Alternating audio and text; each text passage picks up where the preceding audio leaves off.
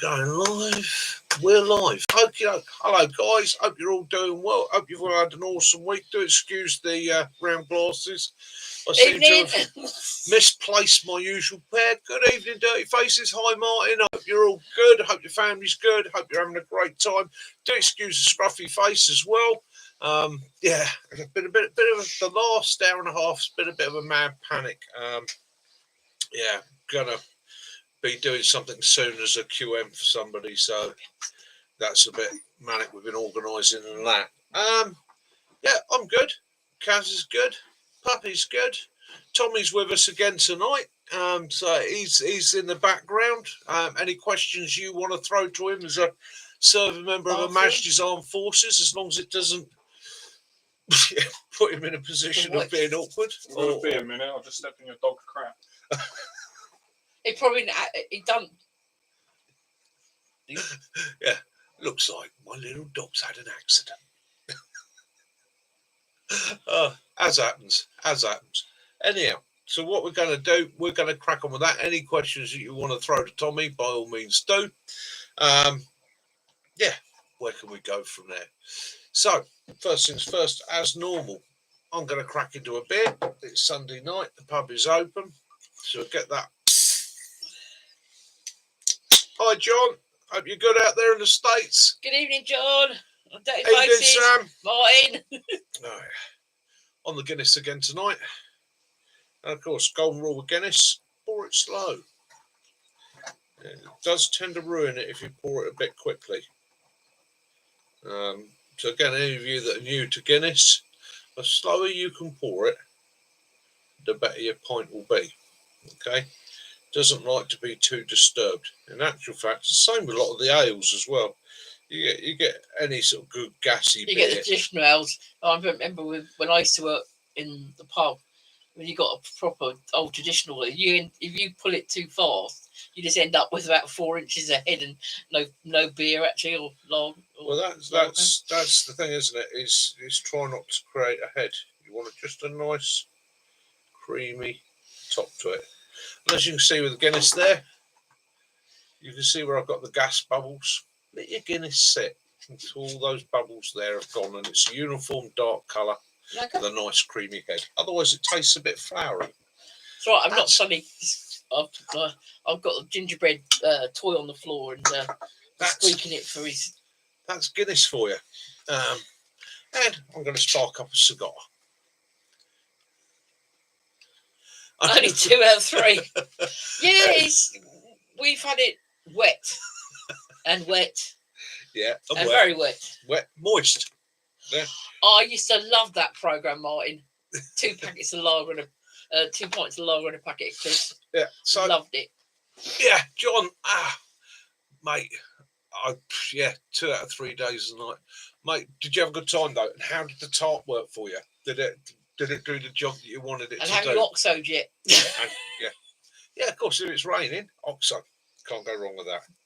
Right, I am going to also light up my cigar. And as I always say on a Sunday when I light my cigar, for anybody out there that doesn't smoke, I apologise. However, I have not had a cigarette now in 3 weeks.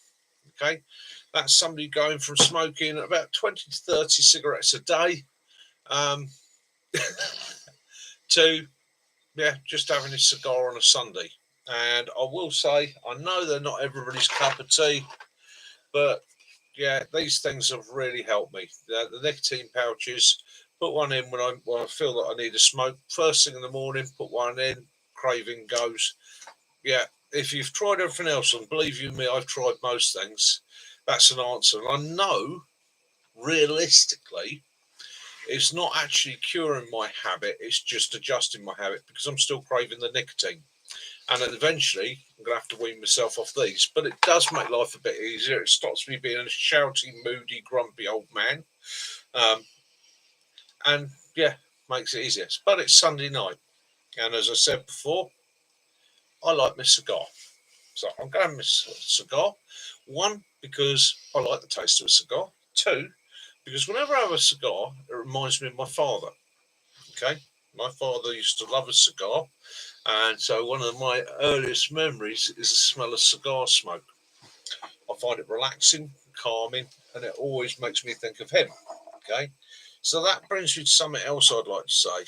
At the beginning of our video this week, somebody asked me bushcraft and ancient skills. Well, by learning your bushcraft and your ancient skills, in a way, you're acknowledging and honouring your ancestors. Okay, you're learning the lessons that they picked up through their lives for their survival. Okay, and in so doing, you're honouring them. Okay, even if it's just learning the very, very basics of shelter building, maybe a bit of plant recognition. Don't have to suddenly become an expert. It's just learning. It's a way of honouring your ancestors. Okay, and you know, pagan is the reason for the season. Yeah, when I think of my ancestors, I think of those that I knew. Okay, like my father. I didn't know my grandfather, unfortunately. He passed before I was born. But I also think of him and his father and his father and his father. And I think of my bloodline all the way back through history. Okay, right back to Og Mitchell. Okay, well-known caveman. Okay, so again, Smelt a bit. It's liked a cigar. Yeah. Drunk Guinness. Yeah. It's a way of honouring them and remembering them, even if you don't have knowledge of them. Okay, so it's all good. Sorry, good somebody's stuff. hoovering. Yeah, excellent. So yeah, that's one of the things I do or one of the things I take out of my practices. Evening, Jim. Hope you're good. Evening, Jim. Oh, Slivovich. Oh, yeah. I want to know why they don't bring back hedgehog flavour crisps. Those who know. I used to go through so many packets them in the 80s. Yeah. It's like your hedgehog. Oh, yeah, hedgehog flavour crisps were the best. Well, that's it. McGuinness has settled. So that means I can get a sip of that now. I'm on So Dr. cheers, Pepper everybody. again. Hope you've had a gorgeous week. Oh, that slides down well. Most common mistake people make with Guinness is when they first start drinking it, just pour it and get straight into it. Now, Bovril crisp, it's a patience drink. Bovril crisp. Hate it. So this is a weird thing. I like Oxo. I love Oxos. I'm not so much of a Bovril fan. Okay. I love Marmite. And I've been known to use Marmite for making a drink. Come on, mate. Yeah, it's a big spoonful of Marmite, cup of hot water, give that a stir. That's quite a pleasant drink, especially if you're maybe vegetarian or something, because that's a yeast extract, so there's no meat product in it. Not that I'm vegetarian, but again, it gives people another option. And again, anything like that, cold weather, anything that's got a bit of flavour to it, anything that makes you feel comfy and warm, got to be done for. Well, I think today the Golden Wonder are not going to be making salt and vinegar quavers anymore. Well, it's wrong anyway. It should be cheese. Quavers should be banned anyhow. Never liked it when they came out. Willow. Yeah. There's some things you can like, some things you don't like. Some things you can be comfortable with. Do excuse us, Puppy's being a bit of a pain at the minute. Pick out every single little bit of everything you can find. Just found a bit of your wrapper for your cigar. You stop it. Stop it, you little bugger. Or you will go back in the cage. Okay. Evening, Rachel. Evening, Rachel. How you doing? He'll be sitting quietly. Yeah. Sometimes that's the best thing to do. Yeah. Okay. Sitting quietly. God, there's there you go. Yeah. See you well. Silence is a good thing. I enjoy my silences sometimes. In actual fact, I did a little list today because I'm sort of thinking about videos ahead. So what I do when I do that, I sit and I might be reading a book, or I might be looking back across notes that I've made in the past, lesson plans and stuff. Sometimes it's just I'm strolling through YouTube and I'm like, oh yeah, do you know what? I might do my take on that. Yeah, watch and learn, exactly. And Yeah, Outdoors does a regular thing where he does like 10 skills, 10 knife skills, 10 axe skills, things like that. And I love those videos. I think they're absolutely brilliant. John, fantastic. Fantastic. Ooh. Just let me know what I owe you. But I sat there and it led me to thinking 10 skills to master, 10 skills that I think that people, if you're looking at this sort of lifestyle or you're looking at getting into this, 10 things to start practicing. I've said 10 to master. I don't think you ever do become, if you're a realist, you don't become a master of a skill. You never stop learning. You never stop looking at other techniques, ideas, technology, information changes. Sometimes what's good this year suddenly becomes toxic or bad next year, or becomes a method that you steer away from because they find new problems or issues with it, or you find another technique. So you're never really a master. You're somebody on a path. You're on a learning curve all the time. So I sat there and I thought 10 skills, 10 skills, 10 skills to master. So if I was, and I'm trying to put together a talk to give scouts and people like that, I get asked to give a lot of talks about survival prepping, that sort of skill set, that sort of technology, and where to go. So 10 skills to master. It's quite simple. And this is it, not necessarily in an order at the moment, because it's a seed, it's a gem. It's going to grow and adapt. Some things might come out, some things might get added. So here's my initial list: 10 skills to master. Firstly is shelter. Always shelter. First thing, first rule, shelter. Okay. Second, fire. Okay. That's the basics. Thirdly, water purification, collection techniques, methods, ideas, and that way. Food, yeah, understand calorific value, vitamins, minerals, what you're putting into the body, what you need to find, how to find it, harvest it, forage it, hunt it, trap it. Okay. Evening here for you, Kieran. Number 5, medical. Okay, something that's often forgotten in this world where people want to go out in the woods, have their adventures and the rest of it, and they forget medical skills. You do need some sort of level of medical skills, even if it's only on a very basic level. It's something that will always assist you and assist the others around you.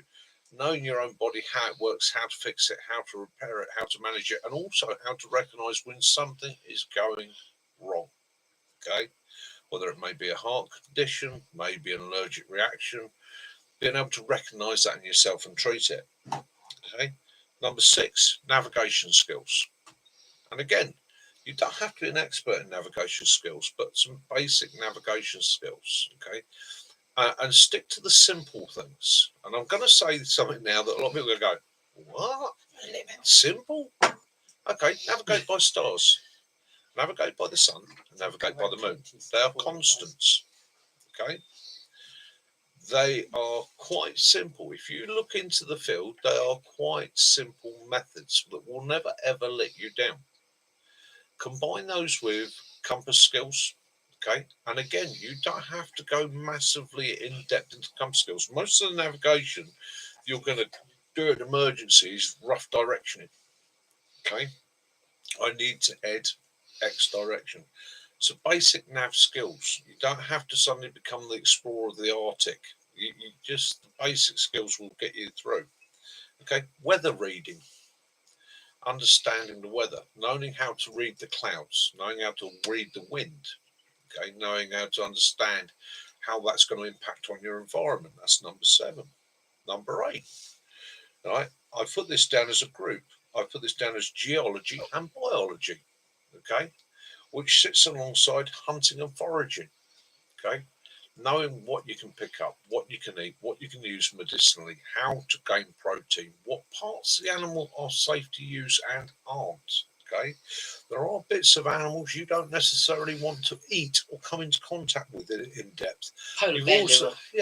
You've also got to understand that within the biology, things like infection and disease within animals you may be consuming or within plants you may be consuming, how to recognize it, how to treat it, and make that safe to use, rather than having a resource you look at and go, I've just caught that, we're starving, hungry, can't eat it because. And the prime example of that, and it was seen on a video, Ray Mears did it, where he was out on an RAF survival course, and a guy threw away a chicken that he was dressing. The first time he'd ever dressed a chicken. And this was a chicken that was taken from life, slaughtered, okay, or they had to dispatch it and then prep it. And when he went to the gullet, or the crop, he went, "Oh, it's full of maggots, it's full of maggots, it's bad." And it wasn't. It was seed. Okay, but he didn't recognise it for what it was, and he threw the chicken away because it was bad. You know, all that protein gone to waste. Okay, so it's learning those, and those are things that come from practice, effort, speaking to people, and learning. You can learn it. You can gain a lot of information online. You can also go and speak to other people that run courses. You again learn and learn. In every area we live, you'll find a countryman. Okay, speak to your local travellers. Speak to somebody that goes out rabbiting. Okay, and say to them, "Look, you know, I'll buy you a beer. I'll sort you out a few beers. Can you just, if you don't know, sure, I'll buy a couple of beers. Could you just show me how you do a rabbit? I'm not being cheeky. I want to learn."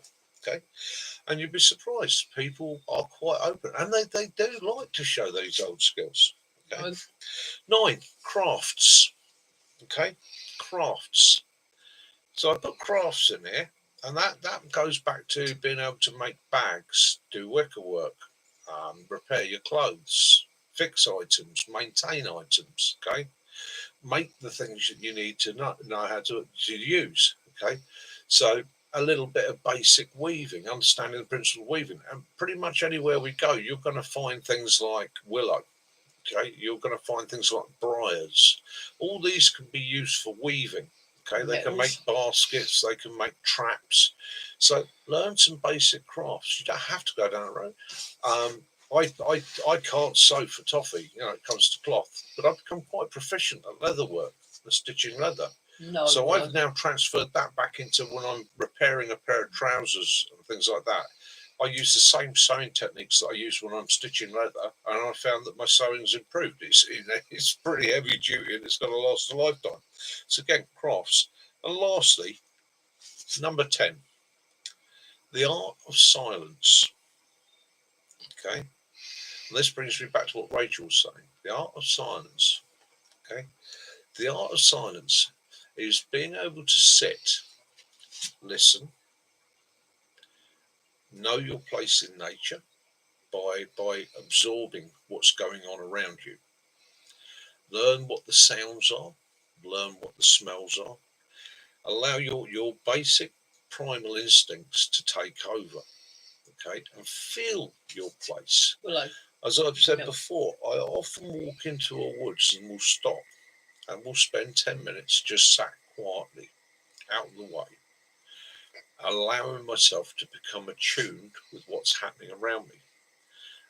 That also transfers into being in places with lots of people. If many years as a doorman, I would stand quietly at the back of the pub and I would attune to the atmosphere, the noise, the sounds of the pub. And that would quite often tip me off to when something was brewing long before it happened. I would feel the atmosphere change. Okay. And it's nothing magic in it. It's just the fact that you allow your subconscious to pick up on maybe pitch changes in voices. Okay, long before it actually becomes loud at that table, your subconscious is going, "Oh, it's getting a bit heated there. It's getting a bit aggressive. Maybe the tone's changing," and you can sort of switch on to it, tune into it, locate, and interact before there becomes a situation. Okay. Quite often I could just walk up to a table. "You're all right, guys. How's it going?" And that would just the situation would calm down. "Oh, the doorman's noticed us." Yeah, the guy that was sitting there thinking about getting up and kicking off, he's now thinking, "Oh, he's got his eyes on me. I'll rein it in." Or he's going to fire up at me, and I'd rather he fired up at me than everybody else in the pub, because I can just do the move and escort him to the door and eject him. And that's before the situation becomes violent or heated. So again, it's the same thing in nature. It's learning to read that environment. It's learning to listen, become part of it, and find your place in it. It's quite relaxing and calming to actually feel a wood wrap its arms around you. And that sounds a bit mystical and that, but as you become attuned with it, you become comfortable. Okay. And in so doing, especially when you're first starting out, a lot of people come back to me and say, "Oh, the sounds and noises and the rest of it, I find it quite disturbing, quite upsetting." But the longer you take in silence, the more you start to learn what those things are. You start to realise one of the most common disturbing sounds people come to me with is the sound of a blackbird. Right?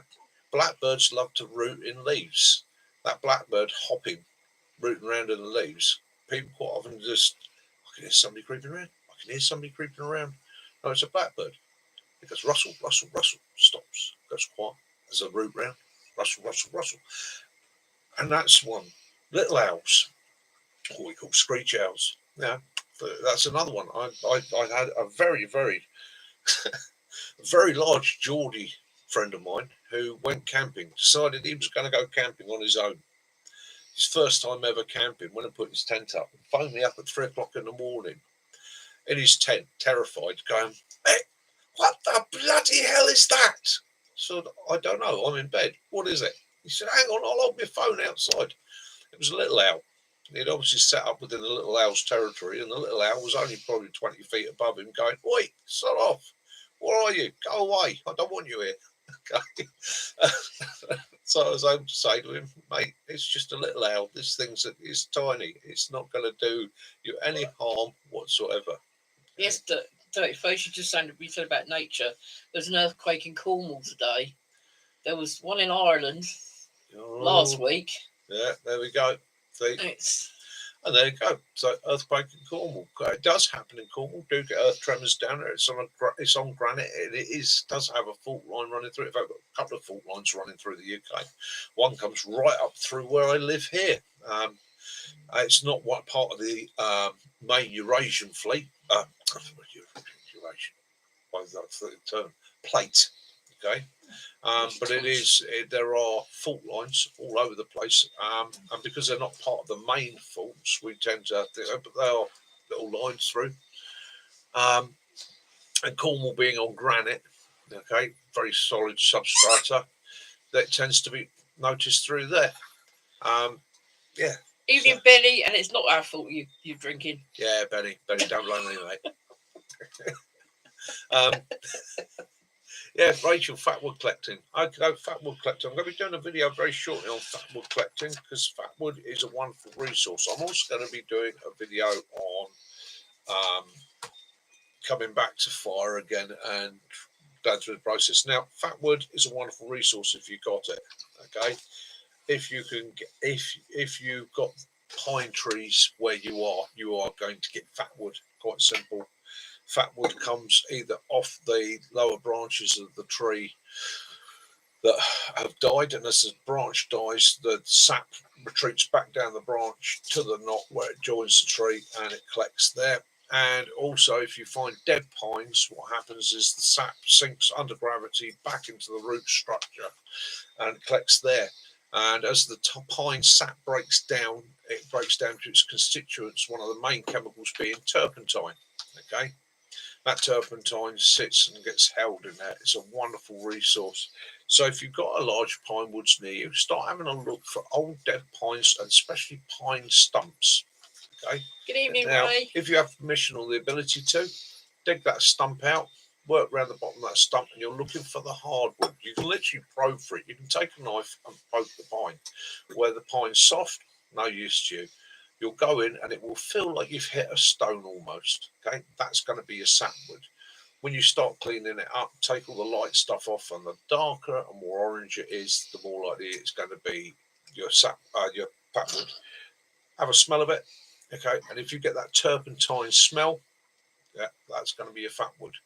Take it home, clean it up, shape it up, dress it up, and use it. I see a lot of people charging a lot of money for fatwood online. I suppose it's because the effort in collecting it and processing it, but there's also a lot of stuff coming in from abroad now where really, places are getting deforested or harvested even. Okay, and companies are catching on to this. Hang on, we can sell this online. Go out and forage for your own. And remember, fatwood's not the be all and end all. It's a great tool to have if it's available to you. It's a tool that's been there for centuries. But don't waste it. But use it sparingly. Come back to what I was saying before about on the video. You got, when you're doing your fire, you've got your processes. So you've got your spark. So your spark can be that, or it can be your ferro rod. But that makes an initial spark. Your next thought line in the process is ignition. Okay, getting that spark to a flame. So I love cotton wool balls and Vaseline. Why do I love cotton wool balls and Vaseline? Because I've used them for years. They're easy, they're simple, they're light. Yeah, they take a little bit of prepping, but I've sorted that method out. Forever, though, don't we? Fatwood. Okay, fatwood is absolutely gorgeous, and again, will work in almost any environment. Takes a little bit more effort to set up because you've got to shave it off and grade it and that. And I have seen a couple of people burning quite large bits of fatwood. If you can afford to buy the fatwood and do that with, absolutely awesome, guys. I wouldn't myself. I tend to shave a couple of small slivers off it, and then I look for the tinder to build from there. Maybe combine it with silver birch bark and things like that. That's the way I tend to do it, because I'm a tight old farmer's git. I'm going to be making up some pads, Rachel. Yeah, cheers for the tip. I'm going to be doing some makeup pads, and so I'm probably going to be doing a video or in the next few weeks, that is going to be prepping of your fire systems, and I'll also be showing you a method for making your own fire gels. Okay, so that's coming up in the future. Again, because it's winter, it gives me a chance to do some videos from in here where it's warm, dry, and safe. Where I'm not going to get plastered in mud, freezing cold. And again, this is the time of year to be taking stock. This is time of year to be doing what our ancestors did. It's great to get out. If you've got a good day, get out and enjoy it. The rest of the time, have a look at your kit, do your admin, hang your sleeping bags, do some research, learn some techniques, learn some methods, practice them. Okay, I'm not necessarily saying about lighting fires indoors, but again, you can go through some basic techniques. Get yourself a large metal tray, get 3 or 4 ignition techniques, try them out, see how they work, see if you can adapt them, see if you can play with them, see if you can combine a bit of fatwood shavings with a bit of cotton wool balls. Does that work longer? Does it burn hotter? Does it burn better? Okay, those little things. It's time to be doing that, which is what your ancestors would have done.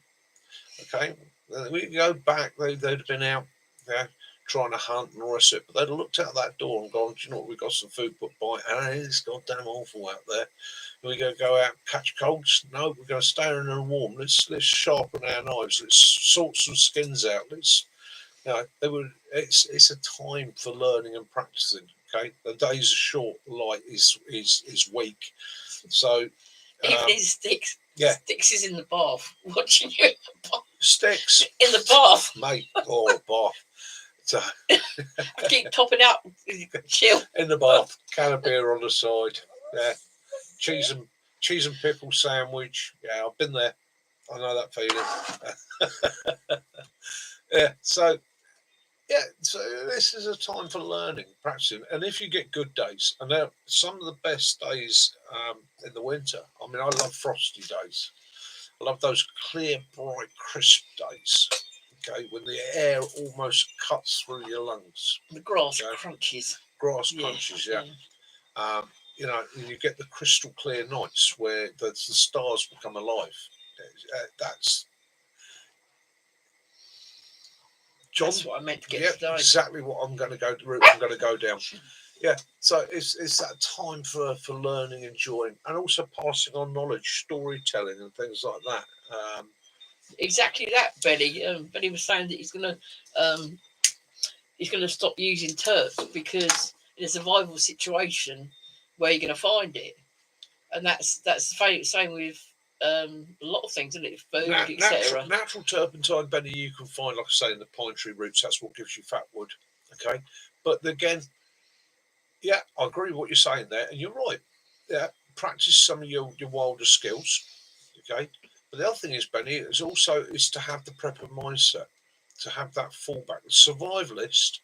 When you look at some of the great adventurers and that, okay, and I'm talking going back years, not so much modern kit and equipment, because you can literally have stuff dropped to you anywhere in the world. But when they were carrying the basics, okay, They had to carry everything they needed for an environment and a place they knew nothing about. It's about having supplies, and you can make. I mean, I haven't done it in years. I had a mate who used to do it. He used to make his own fat wood. Okay, so he'd take a piece of a slivers, literally size of my little finger, of wood, and he would soak them. And I can't remember. You'd have to experiment with this because I can't remember what it was he soaked them in. I can't remember if it was paraffin, and he used to warm it very gently. So again, don't put it over a naked flame and set fire to it. But he used to warm it, and then he'd soak the wood in it and allow several days for the wood to absorb it, and then he would dip it in hot candle wax to seal it, and then he would use that as a fire lighter, and that was something he'd been passed down, something from generations back. And he would carry bundles of that in a little bag and use it as a fire lighter. So again, it's adapt. The fact that you have the tools and the ability to use modern resources are great. But if you can't get to it, how can you adapt them for an emergency situation, a prep situation, survival situation, and have the kit with you? Sometimes I get knocked first by people saying, "Oh yeah, you go out, use cotton wool balls, or you use this, or you use that. Why aren't you using this genuine?" I've done videos where I've shown prepping birch bark. I've done videos where you're using fat wood. I've done videos where I'm using fungi for fire lighting. I've done flint and steel and all the rest of it. But again, what I do is I tend to come back to the gear that I actually use, the stuff I actually carry, the stuff that I think to myself, if it was a situation, what am I going to forage for? What I'm going to find? If it's an end of the world scenario, zombie apocalypse, what am I raiding for? Okay, what am I can't taking? just go to the local shop and if I'm out in the woods, what can I use there? So again, it's having that mindset. So don't knock yourself for what you've done, because it's brilliant what you've done. But are you doing you've got a you're going to do a video on showing how you to make your own dragon gel? Yeah. It'd be quite interesting. You can make your own dragon gel. I'm not going to get into it at the moment because I've not quite perfected the technique, and it isn't my idea. It was somebody else's idea that I came across, and I thought, bloody hell, that works. And then when I looked at the chemical formula, I was like, blimey, that really does work. There is a downside to it. There is a drawback, which we'll cover when I do the video. But I just want to make your painting cup. I just want to make sure I get it right before we go, or before I do my video on it, so that the information's out there for you guys in a correct, safe, and sensible manner. And I'm not, I don't want somebody messaging me sort of 4 weeks afterwards going, "You blew the house up." Yeah. Martin was saying about using beard hair or head hair to make fine kindle. It stinks. Yeah, it does a bit. Hair does stink. You can always pluck your dog. Yeah, or your cat. You know what actually takes quite a good beard wax. Yeah, beard wax. Yeah, anything, any wax, any waxy material is something to be harvested and really held on to. Whether it's paraffin-based wax or it's beeswax, those are products that if you ever lichen. Yeah, lichen. Can you use lichen, dry lichen, that can be used to take a spark with, but you've got to make sure it's absolutely dry in the summer. It's fantastic. Sphagnum mosses, when they're dry, take a spark, they'll ignite. They're quite good, but they're very high in moisture, and they're hygroscopic. So as soon as there's any moisture in the atmosphere, they pick it up. Okay. I know that dry nettles are really good. Dry nettles is one of the best tinders in the world. In actual fact, it will actually take a spark when it's green. There's a couple of other guys have done some research and some videos on that, and it does work very, very well. And it dries quickly, so you can harvest nettle stems and break the fibres down there and use that. That works well. Bramble does as well. Bramble, you can take bramble, cut bramble, take dead brambles. They always make a good tinder. Break them down. Obviously, be careful of the spines and all the rest of it. There's lots of ways you can go there. And you've got to look at where you are, the environment you're in. So if you're up in a moorland, you're going to be using heather and things like that. Okay, heather again ignites readily, burns very, very fast, burns very, very, very hot, and that is down to its makeup, because heather can only the seeds from heather can only germinate once it's been burned. So heather drops its seeds, the seeds fall into the ground, and they will lie dormant there for donkey's years. Heather doesn't like nutrients in the ground. Okay, so you'll find that if you've got heather and you've got other plants there, as those plants wilt, die off, and put nutrients into the ground, the heather starts to die off. So you'll find grass takes over from heather. If you look at a proper heather environment, quite often it's on things like sand, very nutrient poor. And on a regular cycle, it will burn, it will ignite, it gets to waist deep, it becomes like tinder, burns off, extremely hot, extremely fast, will rip across the moor, and you look at it and it's black as the ace of spades, and you think, that's it, it's killed it. Well, the following year, you'll see all the fresh heather starting to bud, starting to come through, and it's a regenerative feature. It's completely natural, and nature actually requires it. I did a little short up at a place near us called Hankley Common, which unfortunately got burnt out about a year and a half ago, and it was absolutely black. And if I go back there this spring, I can guarantee you it'll be green. The heather, fresh heather, will be coming through, and it will be coming back to what it needs to be. And that's the natural order of things. So that's heather. Oh, we talked about plants, haven't we? Talked about plants. Yes. Talked about plants. Well, it's fire, isn't it? Yeah, fire, plants. Yeah, so, yeah, fire. And again, adapt your skills to your environment where you are and resources. If you've got pine forests, learn to use the pine. If you're in broadleaf, learn to use the broadleaf. Learn to look broadleaf forests. You've got beech, birch, things like that, hazel. Look for those little twigs on the end of branches that are shed in the summer, because they hang up. They hang up in the air. They get wind blown. They get dried very, very quickly. They're very, very thin.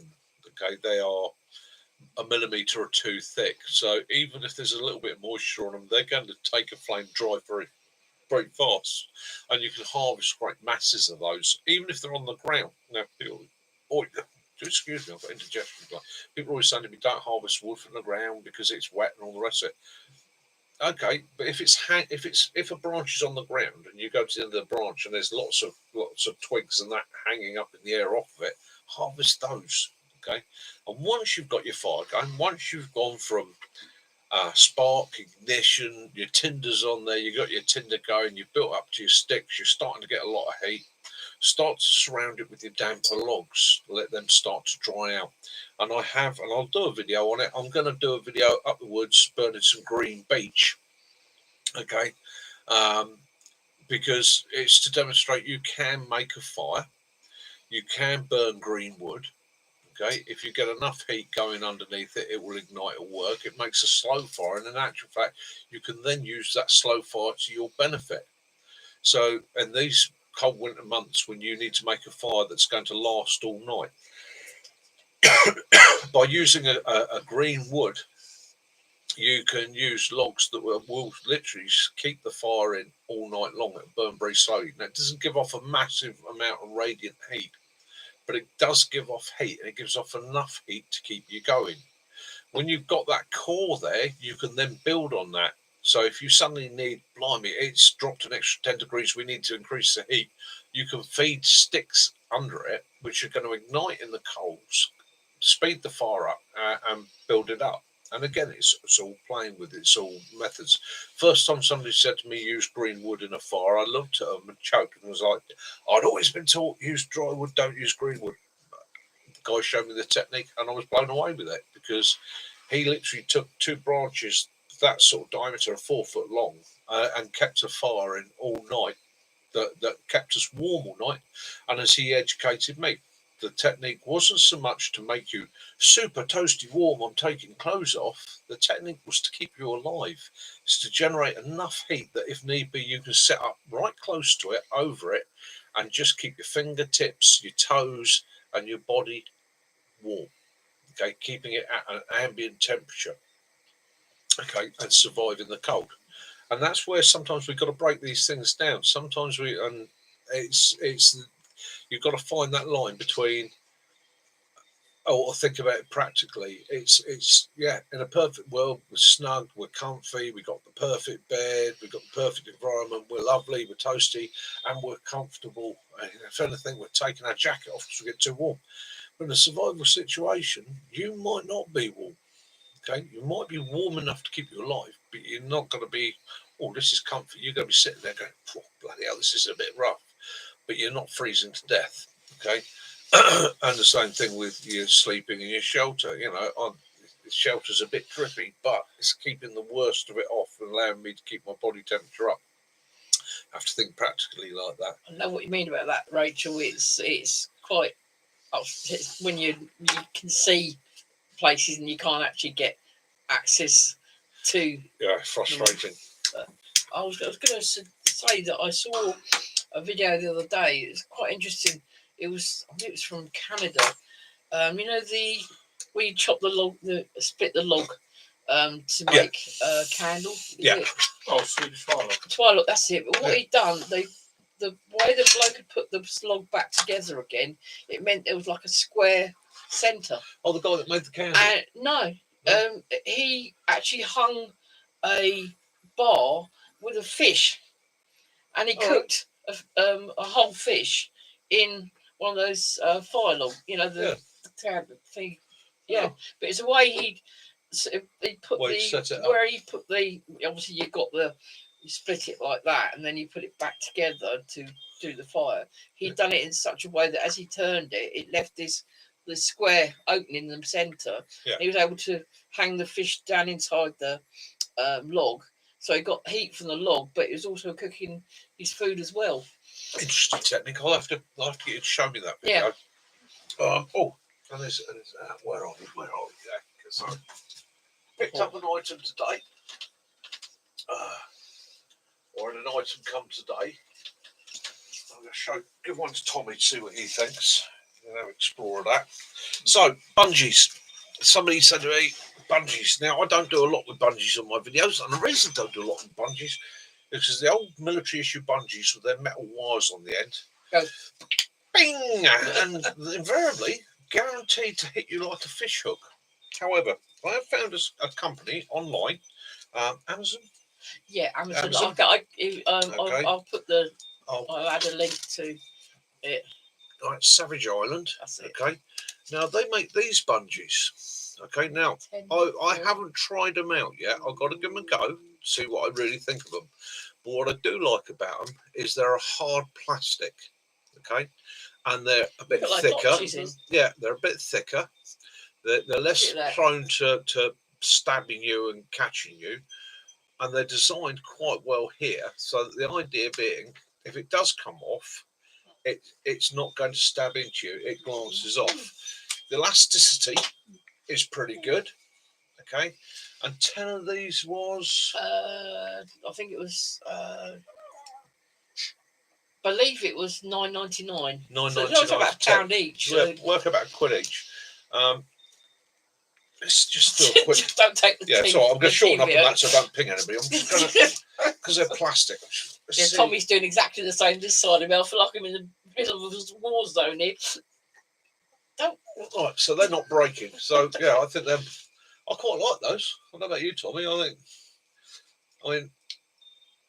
can. They're actually pretty good in the sense that the end bit where the clip is, like that's not coming off from the plastic. Yeah, it's whereas, like you say, the old metal ones, like they're knotted at the end and they're not going to come loose after a prolonged period of time. No. My only problem with these would be if you're trying to set it low to the ground or like trying to get it around a tree. You know, sometimes the thickness of a tree doesn't relate to elasticity of the actual bungee itself. So trying to get it round and then clipped on with the thickness of the plastic is going to be a bit of a problem. But like for £10, well, I think it's worth the investment. I'm quite, and like I say, the old metal ones. I don't know about you, but I've snagged myself more than once where I've been undoing something. It's never an exercise until you hear someone showing up across our area. A whack. So I'm going to be giving these a go, trying them out, sort of thing. Like I say, I was quite impressed. If you're a bungee user, Savage Island, their bungee sets. Yeah, give it a go. See what. Feed me back. Tell me how you got on with them.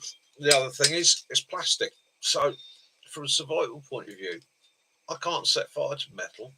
Can I use that as a fire lighting aid? And I will be trying it out. I know I can use the rubber and the elastic as a fire lighting aid and as a fire keep it going. But I'm just wondering how these will ignite the burn. Rachel was saying about it maybe getting brittle when it's cold. It seems to have these sort of notches built in it as well. I'm going to give it a bee sting. We'll see how it goes. Once we get, well, I might even stick one in the freezer and see how it goes. But it does have hard seed, but there are notches in it here, and I think those are designed as safe failure points.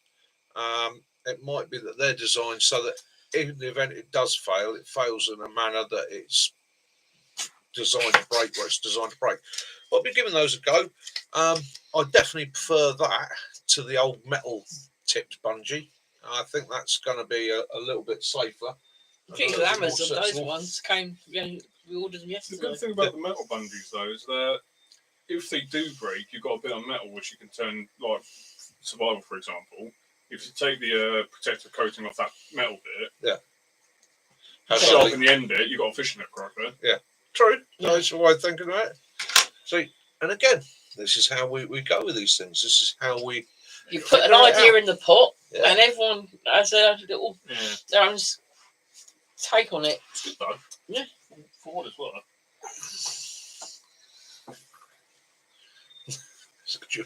Things quickly took a turn for the worse when the defendant took the plaintiff's eye out with a bungee cord, injuring his pet Wookiee in the process. The case continues. Right, him, save the Wookiee. Save the Wookiee. Yes, I did see your bean tin cup, mate. One cork, some hand sanitizer. Yeah, so there's a great one. I never even thought of that. Cork. Yeah, of course I would. That's a good one. I like that, Rachel. I might even have a go with that myself. Brilliant. Urban firelighting. Stephen Garrett. Okay, urban firelighting. God, blimey. What have you got around your little burn? Okay. And obviously the thing you've got to think about with urban firelighting is pretty much everything's either treated, covered, plastics, and again, plastics in firelighting. Use it. If it's a survival situation, plastic. Doesn't matter if it smells, does it? Keep yourself out of the smoke, stay upwind of it. But yeah, using plastics, using rubbers. As I said on the video the other day, I've actually been in a situation where the only way I could get a fire to go was to literally take the heel of my boot and carve part of the where the heel comes down, touches the ground like that. Is to shave a piece off all the way around, shave the rubber off, and use that rubber as an ignition source. So again, it's about adapting. Sometimes it's about thinking outside the box. It's also about being aware of the resources you're using, how you're using it, how it can also affect you. Quite often I've seen people burning timber and that in an urban environment, burning things like pallets. But you've got to think about it. What they're brilliant to use. Okay, they will get a great fire going. But what's the wood been treated with? Has it been varnished? Has it been painted? Does it have a treatment? And bear in mind that one of the old treatments was formaldehyde. Okay, and you don't want to be breathing in formaldehyde smoke. It's very not good. The smell I remember from it, from my incident with it, was very ammonia-like. The smell. Okay, so if you're burning wood and you get that sort of ammonia type smell, yeah, make sure you stay upwind of it. In actual fact, any wood you're burning, you if you can avoid the smoke, avoid the smoke. Sticks is now at the bath. So did you streak? Did you streak live? He says he's going to make it a regular thing. Yeah. I tell you what, a bath and a shower. You know what? And that's one of the things about having adventures and getting outdoors. Some of the best memories, or the best things I remember about Sennybridge, was coming back to the camp and standing in a shower. Okay, my freezing cold body is just been cold, exhausted, wet, tired, aching, and just literally standing in a shower, a red hot shower, my hands like that up against the wall, and just letting that water wash over me. Well, you're not having any beer. Absolutely wonderful feeling. And then going and spending 20 minutes sat in the drawing room, pretty much steaming myself as everybody's kit's drying. Okay, it's a funny thing, almost using it like a sauna, and then coming out of that and then going and getting a quick cold shower. It's quite invigorating. Yeah. Yeah, I believe the locals don't like sharing their pubs there, do they? No, they don't. I was back there as a civilian in a training role, and I thought, well, I'm civvy now. I've been for a few years. Sunny Bridge, and it was great because I went to Sunny Bridge and they went, "Oh, we're putting you up in the officers' mess." I had some of that. Oh, it was brilliant. There was 4 of us, all civvies, okay, all ex, and all had been out for long enough to no longer look like military personnel. Okay, we've been given accommodation in the officers' mess, and we were there on a course. Can't say too much about what the course was for, but we were there on a course, and all these officers from various units that were using the mess in the morning turned up for breakfast, and we just strolled in, sat down in a corner, went and got our breakfast, sat our breakfast. Now, the staff there knew who we were. Okay, we'd already built a rapport with them. We're old lads, we know the deal. So when we got there late in that evening and we went into the mess to grab some scoff, it was late. Went in, polite, friendly, little slab across the counter. Thank you very much, guys. You know, if there's any chance of a cheese sandwich or something, you know, we know it's, yeah, certainly, not a problem. Had a chat to them. They knew we were. We knew they were. Brilliant, built rapport. That morning, went in to get my breakfast. Oh, yeah, I got served at the table. Yeah. Not like these officers going and getting their breakfast. No, I got served at the table. Not only that, when officers started going, who the hell are they? Should they really be in here? I say, who are them scruffy buggers over there? Should they really be in our mess? Okay, they were told quite firmly by the staff there, I wouldn't mess with them. Leave them alone. They had a couple of weeks where they really did not know who they were. And we were, I wouldn't say we were rude to them, but we didn't let them. It was like, okay, I say, who are you? Should you be at this bar? I suggest you go away. Leave me alone. Well, where are you from? Can't tell you. What are you doing? Can't tell you. I'm not here to discuss that with you. Suggest you go away, sir. Leave me alone. Okay, then. Go and ask somebody important. They'll tell you who we were. So we did this. And anyhow, the lads, pretty much, some of them were stuck in the heads in books in the evenings, learning lots. I was quite confident in what I was doing. So it actually got to the point where I went, you know what, I'm going for a pint. And I'm not going to drink on camp. So I'm going to go out to one of the pubs. I'm a civvy now. Been a civvy for a few years. I'm going to get a beer. So I walked down to the guard room. It's all right, boys. Recommend a pub around here? I'm drinking any of the pubs around here. Don't like squaddies around here. They know you're from the camp. You won't be allowed to drink there. All right, yeah, leave it to me. Off I go. So I walk out the camp. I turn left and I walk down the road a couple of miles. And there's a little tiny pub. And I'm being walked into this place. As I walked up to it, I wasn't even sure it was a pub. You see, it's just like little row houses and that. And all of a sudden, you see the little sign. You're like, a bit of like pub, like little that. low door. Like someone's front room. Yeah. Walked in through the door. And in Wales. Yeah, you're obviously in a small pub. And it was like a Western. I opened the door, walk in, short hair, physically fit, silence, absolute death silence. And I'm like, all right, blazing it out. Walked up to the bar, led across to the barman. Is your pint of Guinness, please? He looks at me, I don't serve your salt in here. And I was like, my salt? What do you mean, my salt? And he went, you, squaddy, fucking English. And I reached over, grabbed him by the neck, pulled him over the bar. I said, you ever call me a fucking Englishman again? I'm going to beat the living shit out of you. I'm a Cornishman and damn proud of it. Shoved him back like that. I drank pretty much free of charge that evening and pretty cheaply for every evening thereafter for the week. but again, stupid bloody attitude to have, because I tell you what, if that landlord wanted to make money, if he'd let people in, right, he'd have had lads drinking in there every night of the week. But hey, it's a choice. You can either be full of an attitude and make nothing, or you can be a bit polite, a bit friendly, and accept that everybody's different and enjoy your life. But yeah, that's one of my tales from my background. Like tales unexpected. Tales unexpected, yeah. Oh, Right, how about your nuts? I'm going to kill that lighter. Nuts.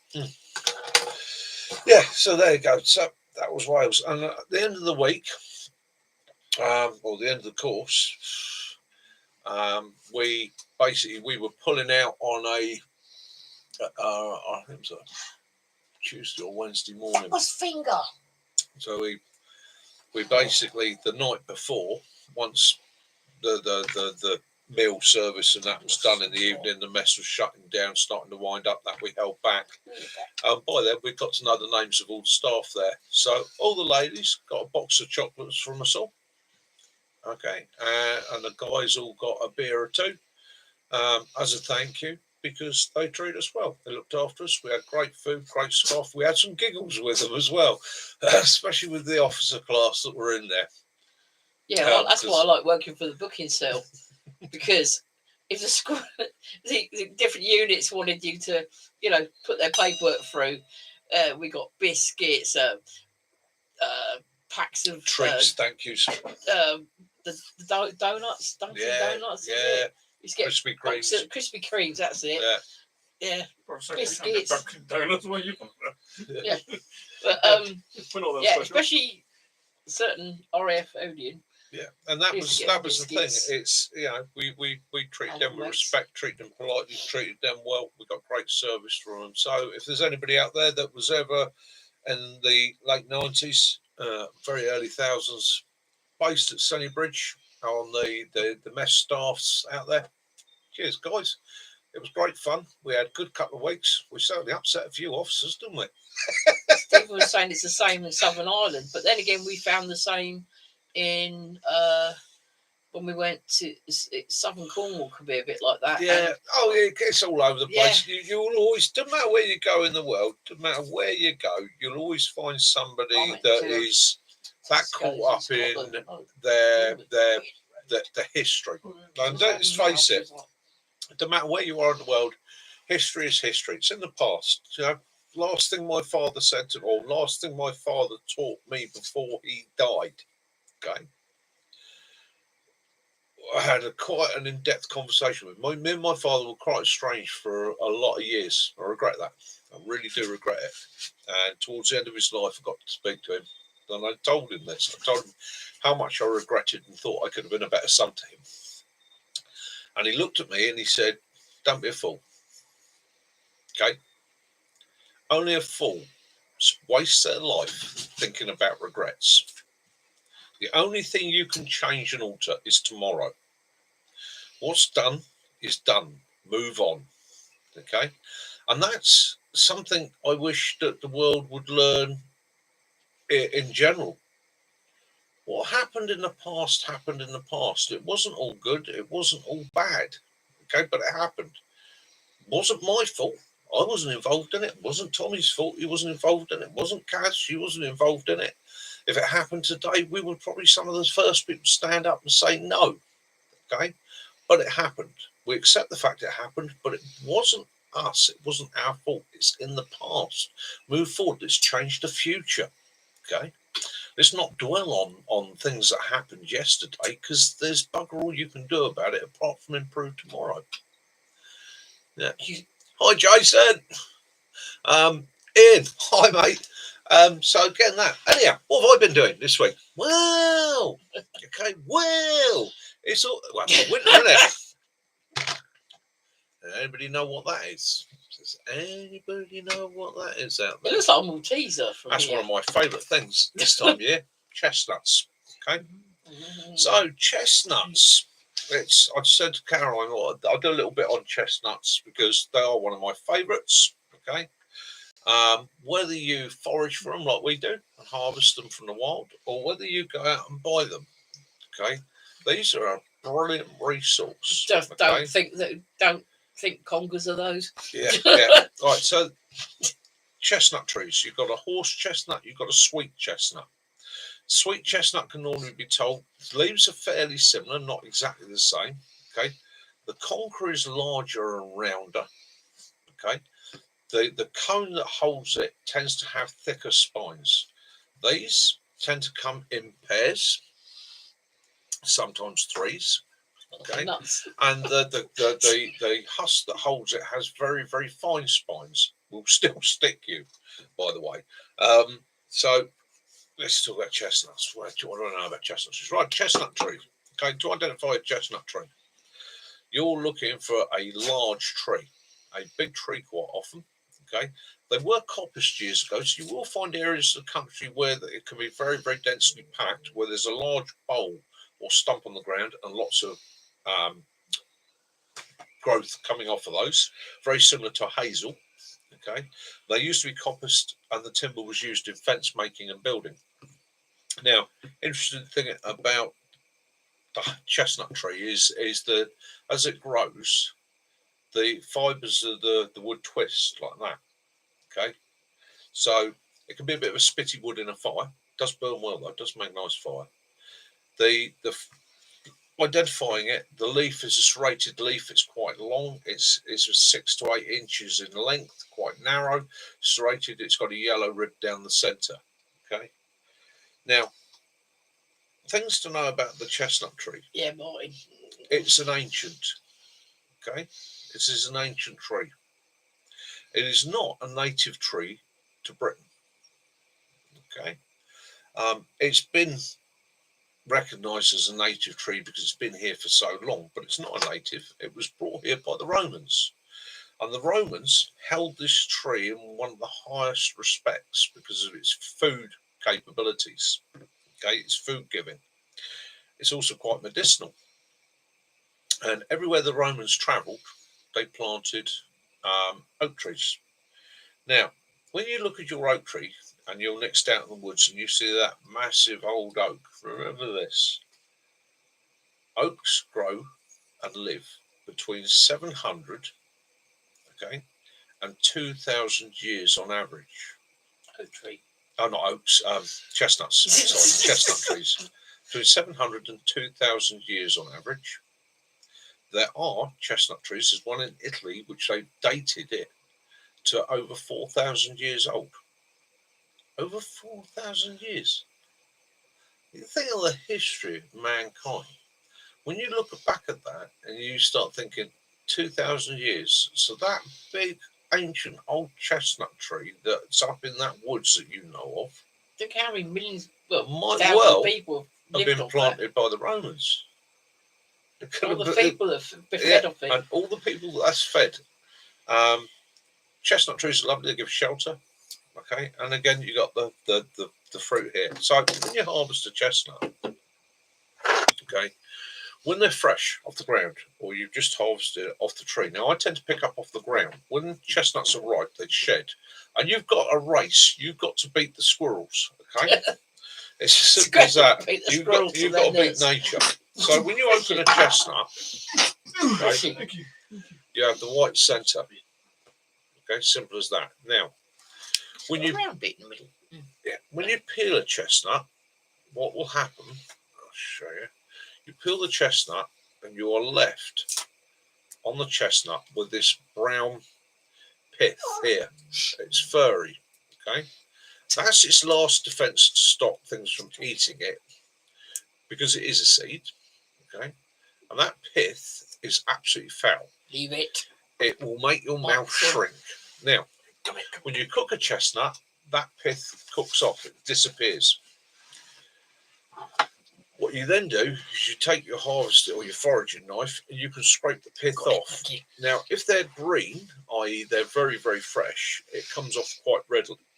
As they get older and you store them, it becomes a little bit harder to scrape off, but it's worth scraping off. If you cook them, you roast them, you don't have to worry about that. That will come off with the shell. When they're fresh, okay, they're not sweet, okay, because it's full of starch. If you store it, you harvest these, store them from anything from 3 or 4 to 7 days to 6 months, and they will store for months. Okay, they sweeten, and the longer you store them, the more they sweeten, because the starch turns to sugars. Okay, now they can be dried, roasted, and turned into flour. You can make bit of a chestnut waste. You flour. might as well use acorns for flour. Use the acorns for flour, yeah. But they are a delicious, nutritious, readily available source of food. And like I say, they were carried all over the world by the Romans for that ability. Now, Martin says, why were they called horse chestnuts? because they're bigger. And the colour. If you look at a horse chestnut. Oh, yeah, chestnut horse. Yeah. So, wrong goal. Man chokes to death live on live stream. Wife just, yeah. Wife goes to find insurance documents. So, sweet chestnuts grows to 35 metres tall. Will live between 700 and, well, as we said, been known to live up to 4,000 years. So, did a little bit of note taking just to get the facts right. It's a Fagaceae family. Okay, so they're related to oak trees and beech trees. It's interesting that. So it's related to the king of the woods, the oak, and the queen of the woods, the beech. If you're interested in your ancient wood law. Brought to the brewing by the Romans. Yeah, so anywhere you find chestnut trees, you pretty much know the Romans have been there. So, health benefits. Okay. They're high in protein, high in fibre, and contain a long list of. Read it for you. Yeah, I know. I got it. I'll get it. So they contain B1, B2, B3, B5, B6, B9, B12, as well as vitamins A and C in quite large quantities. They also contain the minerals calcium, iron, magnesium, potassium, zinc, and copper. Okay, it's quite a. That's quite a for a little package. That's quite a bonus. he started it. Okay, and again, the longer you store them, the more the flavour improves. Now, occasionally you'll find one that you'll obviously, and you'll find some that haven't filled out.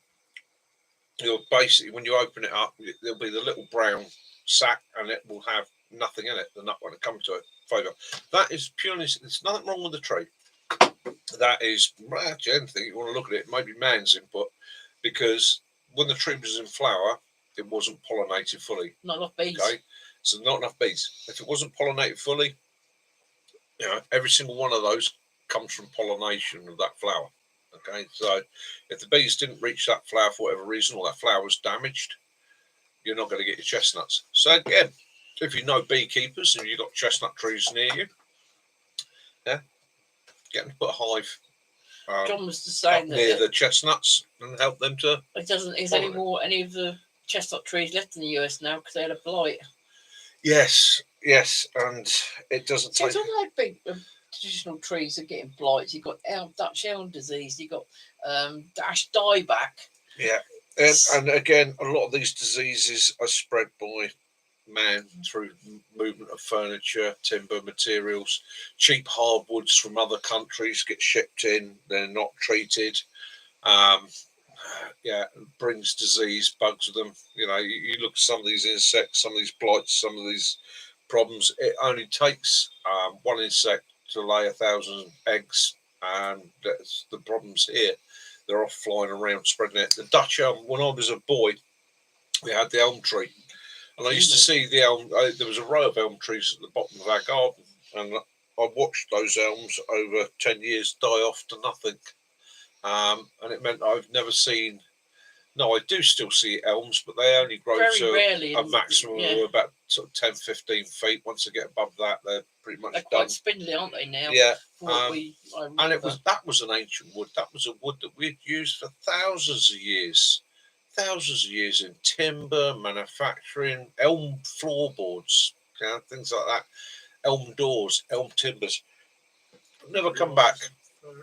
The pest is here. Yeah, like we can't get rid of it, and unfortunately, it loves elm trees. So, and that came about by, again, timber being brought in for called Dutch elm disease. The timber was brought in not from Holland, but it was brought in from the Dutch colonies.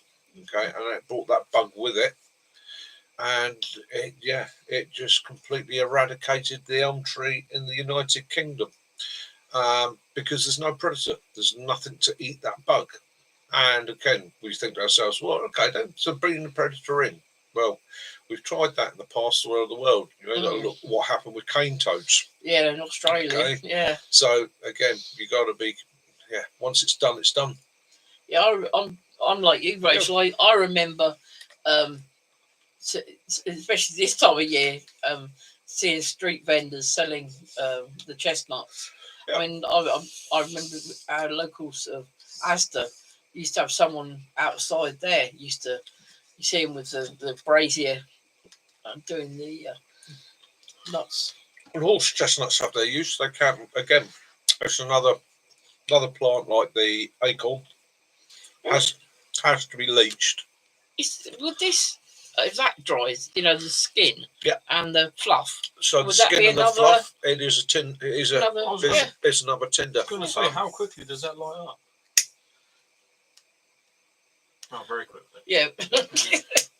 As he sets light to the man cave. You want to dry it. Yeah. But things like your shucks and that. Remember, most nuts are oil based. They contain oils.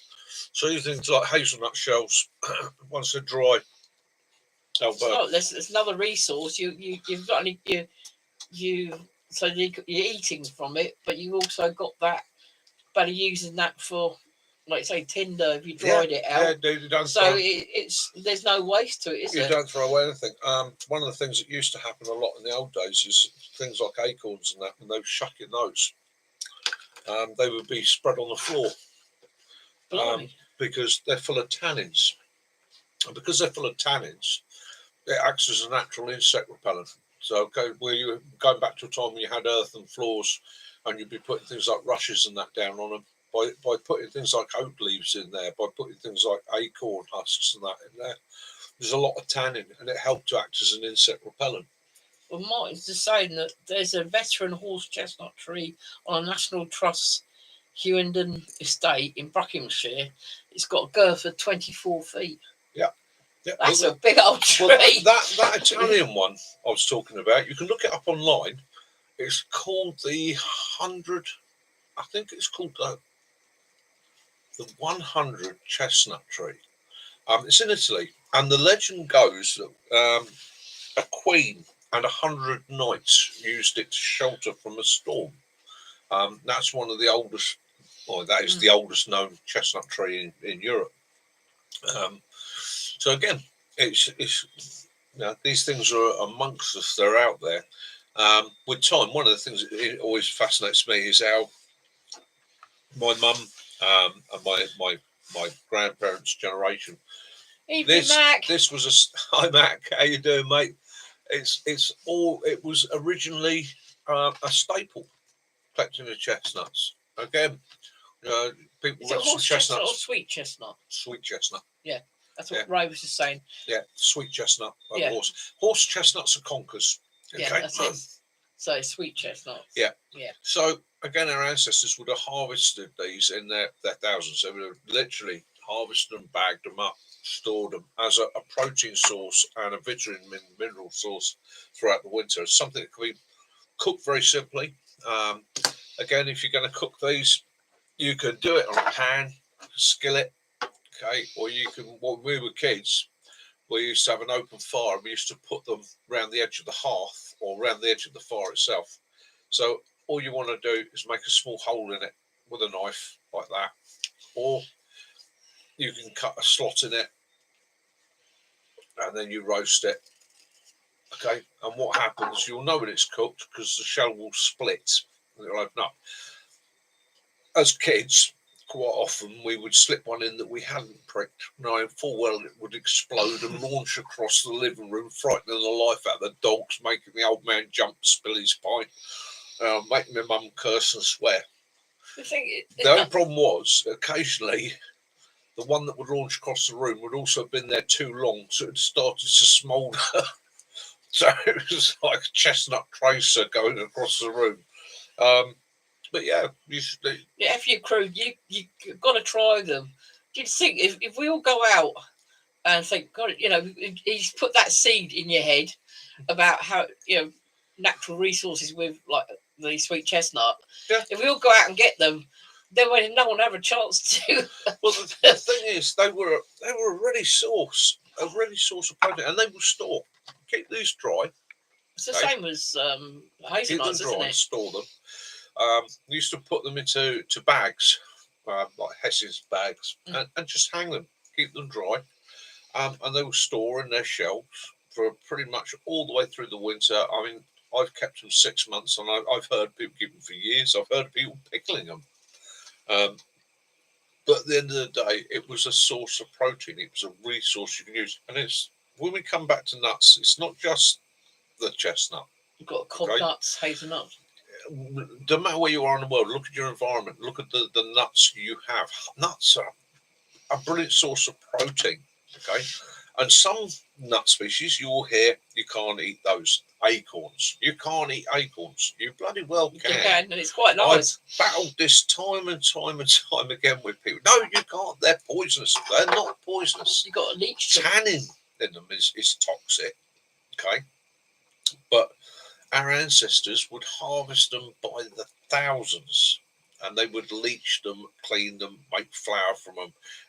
Before we ever learned to process wheats and grasses, we were harvesting nuts and making flours and making breads and making exactly what we do with flour, using those.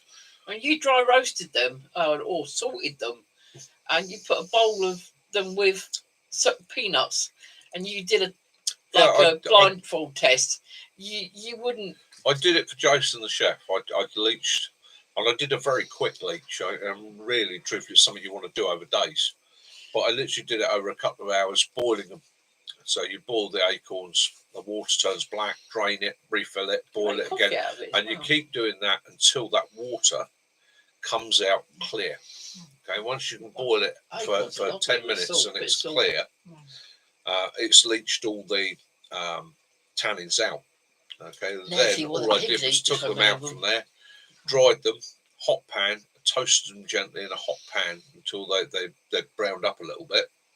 Put them in a bowl, a little bit of salt on them, put it on the table.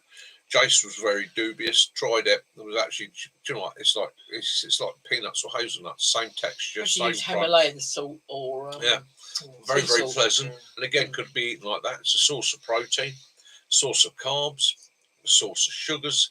And again, with these things, if you age them, the starch breaks down to sugar, upping your abilities, aren't you? So again, look to your local Rachel nuts. says you put too many ideas in her head. Sorry, Rachel. Thing is, it's like again that sharing, and I'd never eaten acorns until I did it for Jason. But again, and I really loved it, and I was thinking, I just said to Tommy, and see now why pigs eat them. Yeah, it's a resource, and it's out there. But the thing is, in the last 50 years, our society has become so. It's all pre-packed, isn't it? And what you can get, the supermarkets, the shops, the big business, supplying it, making it quicker, making it easier. You don't need to go to the effort of going out and harvesting it, but you can go in a shop and buy it. That's all good. That's all good, great for society, but we're losing skills, losing abilities, okay? I can guarantee you, any of you that have still got your grandparents and your great-grandparents, speak to them about what they did as a kid. You'll be picking up skills that are gone. Learning edible flowers, plants, materials that our relatives our living relatives and our ancestors They are lazy, relied on Jason. Yeah. wild onions, wild garlic. Okay, medicinal plants was another great one. And let's face it, modern doctors, modern science, they're great to turn around and say, "Oh, yeah, these medicinal plants don't work." No, they don't work maybe as well as your antibiotics. They might not work as well as a modern chemically made pill because you've condensed that formula down. But when you can't get that modern condensed chemically made pill, go back to the originals. Aspirin, okay, taken from the willow, okay, natural painkiller, okay, anticoagulant, right, great for the heart. Okay, that's what our ancestors used. Aspirin is only a derivative of that. It's only where they've taken the chemical formula and improved upon it. But if you look back at ancient peoples, they would chew willow bark to gain the aspirin from it as a pain reliever. Okay. It's like me. Since I was age of 6, I've had eczema, really bad eczema, and the doctor always gave me, as a small child, steroids and creams and Betinavate and ointment and things like that. And someone suggested to me, it must be at least 10, 15 years ago now, about evening primrose oil. Well, it's evening primrose. Those who don't know, in the evening you can actually watch it open, and during the day it's closed. And I took the tablets, these capsules, and my eczema's gone. Yeah, never came back, is it? No, you can put the oil into the bath, and yeah, it's no, all those years of steroids and that. If I'd gone naturally to it, and don't get me wrong, I'm not saying that stop taking your meds, go back to a natural way, because again, a lot of modern medicines, the technique and the knowledge was taken, and the formula has been improved. So if you're put on a medicine, use medicine, but also have the knowledge of what you can go back to. Because if you suddenly find a societal collapse, if you suddenly find you're stuck in an environment where you haven't got your meds, right, you may, I'm not saying you definitely will, you may have knowledge of a plant that is going to assist you through that situation. And simple things like learning which are the pain relievers, which are good for the chest, which are good for the blood flow. And people say to me, "Oh yeah, it's all this, it's all waffle." Okay, garlic's good, very good for the blood system. Okay, it also keeps off insects and bugs. People for years have turned around to me and gone, "Mate, how come we're in the middle of this bloody jungle and all of us are getting eaten alive? We're smearing ourselves with DEET and stuff and still getting eaten alive, and nothing will come near you." And I went, "Yeah, because I natural body odor. 2 cloves of garlic every single morning because I brought it with me." Yeah. And it sweats out in your bloodstream. And insects, there is no insect wants to eat me. Okay, they're all vampires. They don't like garlic. People with mental health issues that have to have medications. Yep. If you come to society breaking down, if you know what St. John's wort looks like, St. John's wort, valerian is all hops, antidepressants. Yeah, obviously you can't have those if you're taking proper medication. Right? And I would never advise anybody to take a herbal remedy over a medicine. It's just that but having that knowledge is an assistance. It's Jason's a help. been mushroom picking today. Yeah. Where's ours, Jason? Where's ours? We'll swap you some chestnuts for some mushrooms. Yeah. Again, it's a wealth of knowledge out there. So, and when I talk about survival, I'm often saying that people are always, every course I've ever run or every group I've ever talked to, there's always somebody who wants to talk about societal collapse in whatever form. And I don't poo-poo these things. I sit and I listen. It's a fear that they have, and they talk about societal collapse, whether it's zombie apocalypse with the young ones, whether it's a solar flare, whether it's disease, lizard people, whatever they're afraid of. And I always say to them, think about our ancestors.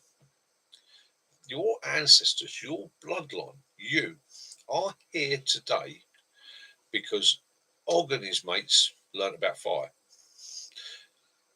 Then they progressed into learning how to survive in their environment, and they learned how to use what was in their environment. And as we learned and studied and learned to study, we picked up more technology, more ability. We learned to recognize the plants that are good for you, the plants that are bad for you, the plants that increase your abilities. We learned everything we need to know, and we're here today. Your ancestors, you owe them a deal of thanks, because if they hadn't have made it, your bloodline would have ceased and you wouldn't be here today. So you're already a survivor. You already have that survivor instinct, right? Genetically, you're already disposed towards surviving. Don't let modern society push you away from remembering these skills, and you might never need them. Society might become this utopian world that they want it to be, and hopefully it does, where we never need these things again. But we learn to live in harmony with nature and have a perfect world. But the reality of it is, don't lose these skills and abilities. Okay, even if you just learn it and have it to pass on to your children, your grandchildren, you're equipping them, you're giving them device. Knowledge disappears. Knowledge is easy to gain, right? But it dies with you. Pass it on. Yeah, I'm very cautious about mushrooms totals, and again, fungi. It's not something I want to cover on my channel. So we do the polypores, don't we? But I do the polypores, the basics, and the reason being is I don't ever want to put something up on a video that I've maybe not explained or demonstrated well enough, and causes somebody else to make a mistake. Okay, because again, with fungi, there is a very, very, very thin line between okay and dead. Yeah, and with some of them, or in fact with the majority of the toxic ones, it's not a case of, oh, that was a near close thing. No, it's a case of, that's it, good night, Vienna. You know, so again, and that's also why I don't do so much foraging within my videos, apart from things that I know you can positively identify or would understand by my description, my showing you, that you would recognize it for what it is. Because I don't ever want to be the cause of somebody suffering, losing their life, or becoming very, very ill through me not being able to explain. I'm aware that I do not have the ability. I'm not the most eloquent person in the world. That's why you can see there's a mushroom man, isn't there? Yeah, that's why I'm yeah. I keep saying I'm going to do it. I've got to go down and see Hugh Fungus down in the New Forest and have a chat to him, because I'd rather go to somebody that knows their stuff and can explain it in a better way than I can. I might forget and identify it, okay, and in so doing lead somebody else to harm, and I don't ever want to do that. It's again one of the things I think about sharing knowledge and gaining knowledge and having knowledge is be aware of your limitations. We're all very keen, me included, to sit there and go to the world, look what I can do. You have to rein it back. And I've spent many years as an instructor and learned very quickly that it's very easy to enthuse and excite and then mislead, completely unintentionally, but to mislead. And I'm not saying people are stupid or they're thick or that. I'm aware of my limitations in imparting information. Baby garlic, chestnut mushrooms. Oh, yes, you are. Troy, now I've got to taste for the Morris's do a wild mushroom. I don't like mushrooms. I don't like chanterelles and that. Yeah, the chestnut mushroom's got no taste to them. So wild mushrooms. I won't go into mushrooms too much. No. Again, find somebody that knows their stuff, and again, be careful. I've met many people over the years, supposed experts, who are very good at getting you to believe they know their stuff. And then I watched one of them one day pick something and go, yeah, this you can eat. And he proceeded to eat it.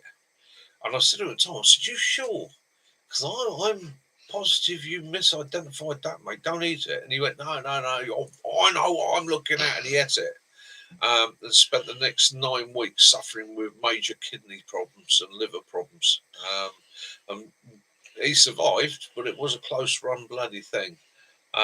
So again, you want to go on, is it really? Yeah, be aware. And again, it is something I try and do with the channel. I try not to overstretch my abilities to talk and show things, just in case I balls it up. You're a P. What, a P in your camper? So you're in your camper. No, I don't think that's Jason. Jason's outdoors kitchen. It's just another Jason. So, Jason, you're obviously a mushroom man. Maybe I could get together with you and we'd do a video on easy mushroom identification, because they are a great resource. Okay, they are something to, if you have the knowledge, well worth having. Okay. Oh, don't Rachel. I've had that very recently with a course. Somebody wanted me to attend a course and or come on their course. Yeah, how can I put this? So I'll be careful here, because I don't want to get myself litigated or anything. Okay, so somebody asked me to attend a course, come along, see the course, do the course, and when you've done the course, I'll qualify you as an instructor, and then you can come and teach for my organisation. Me. I tell you what, the instructor I was with, he only had one use, and that was as fucking Tinder. Right. Drills and skills he did not have. No, he didn't. And the advice, he was an ego. Yeah, you got to rein the ego in when you're doing that sort of thing. And his ego was too big for his boots. I've done this and I've done that. And then when it actually come down to his practical skills, he sort of had some very, very basic skills, but it was very obvious very quickly he'd never progressed or learned beyond that. It's almost like he'd read a book, learned from the book, and gone from there. Not too bad if he turned around and started the course by saying, I'm not an expert, but he actually started the course by going, I am a renowned expert, and I know this, and I've done this, and I've been there, I've done that. And he finished it off with and I can survive anywhere on the face of this planet. Oh dear. And my initial thought was, salt flats under 2 feet of water with my foot on your neck. Bracken. Because or poor devils in Iceland. I'm always saying that you have the ability to survive anywhere on this planet where man has lived. Okay, doesn't necessarily mean that you instinctively have the ability to survive anywhere on this planet that man has lived. And there are places on this planet man cannot live in Antarctica. Doesn't last long in the northern Arctic regions if he doesn't have the ability, the kit, and the knowledge. There are deserts that you will not survive in without having water resources, without having a very, very good knowledge of that environment. Gobi being one of them. Not often people talk about the Gobi Desert. It's one of the harshest deserts on the face of the planet. Okay, and again, having knowledge and sharing knowledge, with that comes a very, very high level of responsibility that only misinform somebody once. Okay, don't ever want to give somebody the tool to go away and say that is that and you can eat it and then drop stone dead. So it's a responsibility of instructors. One of the reasons I don't want to see the courses recognised in the UK, I don't want to see Lantra or one of the other big training organisations setting up a programme of courses that mean somebody can go and do 6 weeks college work and then come out into the field and go, I'm an expert. I'm a teacher or I'm a sharer of old knowledge, of the skills that I've picked up. And the only way I can teach people is if they come out with me and we go into the woods or we go into an environment and I get down on my hands and knees, show them the method, help them to practice the method until they got it. Then once they've got it, I always say to them, and now it's down to you. I've shown you the basics and I've helped you learn the basics. You've got to progress on with that yourself. You've got to trial and practice. Like you said before, when you had a hepatologist come who was an expert in the Nasdaq toad, but he'd never seen one live. Exactly, Mac, like the SIA did. Yeah, he was an expert, but he'd never seen a live one. He'd actually. Yeah. And there are a wealth of people out there with what I would class as expert knowledge, really know their field, but never been qualified for anything. But it's through life experience. You've only got to look at people that live in rural areas. Look at people that subsist in this world, and there are a lot of people in a lot of societies that subsist. They've gone back to living in an old method. What's the Viking village in Norway? Oh, the one that they actually live as they live day to day. Yeah, exactly. Yeah. I can't remember that. We were going to go to Norway for a third visit, and we were actually going to go to that village. That was part of the cruise that we were going. Yeah. Why learn? Yes, Max said, why learn the skills you already have? And a lot of knowledge is instinctive. Okay. A lot of things are instinctive. Fire lighting, shelter building, things like that are instinctive. I get really bugged when I see people to run courses and say, well, this is the way to build your shelter. Okay. The guy's in the woods where he instructs regularly, where he's already got 2 trees perfectly paced apart, where he's already cut the timber and spent days cutting the timber, getting all the materials ready, stacking it to one side. He then comes in, builds a shelter in 15 minutes, goes, there we go, look at that. Right, bloody awesome, fantastic. I'll take him up my woods, stick him in a corner he's never been before, and go, now build a shelter. Yeah. Okay. Days later. Yeah. Days later. Exactly. Yeah, quivering Days wreck. later. Yeah. Okay. And I film in my woods quite regularly. I know my materials. I know what I've got there. I have very short periods of time to film in, and I am guilty of saying to myself, "Oh, I know those 2 trees are the right distance apart for a hammock. I know that area is a dry area. That area is a damp area. That comes from my knowledge, but that allows me to then impart what I'm trying to show shelter-wise." As a serviceman, to be able to go to it. Yeah, I know that. I've camped that tree before. Yeah. I've had it once before where they were like, right, you are there, and I've looked at it. It's like it's almost a ditch running down the side of a hill. Yeah. And I'm like, well, I'm sleeping in a V shape then. Yeah. 2 trees are too small. So okay, I'm gonna have to work with this somehow. Yeah, but that's the thing. That's the art of it. That's one of the problems with.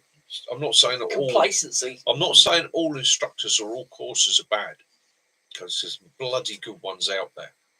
Okay, but I think you have to be careful. The whole bushcraft, survival, prepping, wild camping thing is very popular at the moment. Okay, there are many people out there that jump from whatever trend is trending to the next trend to become or to make their money. Then that's all they're interested in.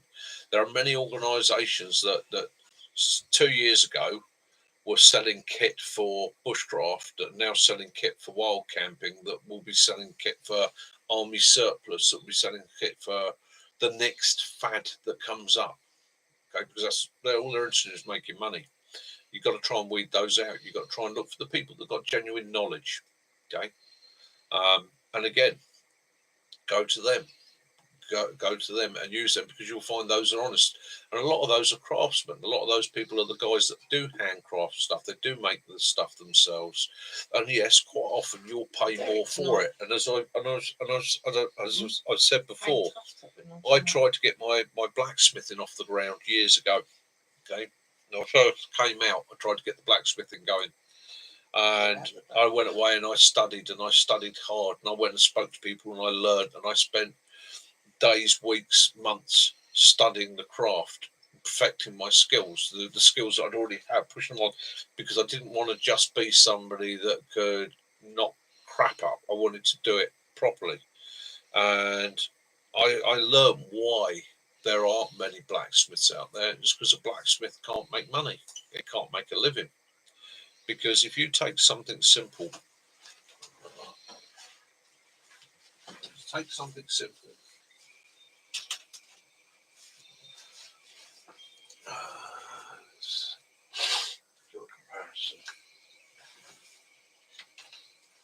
do a comparison.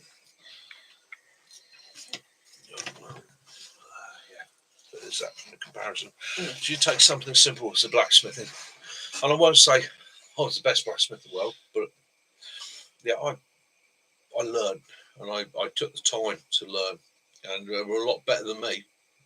But I got to myself to the ability where I was confident, where I was happy, where I could make something like that. Okay, where I could make a knife and a sheath. I went and learned leather work, and again took tips, time, effort, practice to learn those skills. I learned to make knives. Okay, I learned to treat the metal so that it doesn't tarnish. Okay, I learned to do profiles, and I learned about hardening. Okay, I learned the whole process. I learned how to jimp, how to make my handles, and how to put scales in. Okay, I just took the time and the effort to learn these things. Now, full tone. Yeah, that knife from beginning to end took me probably about 8-9 days. You can't really see it. Okay, it's taken me 8 or 9 days to make that.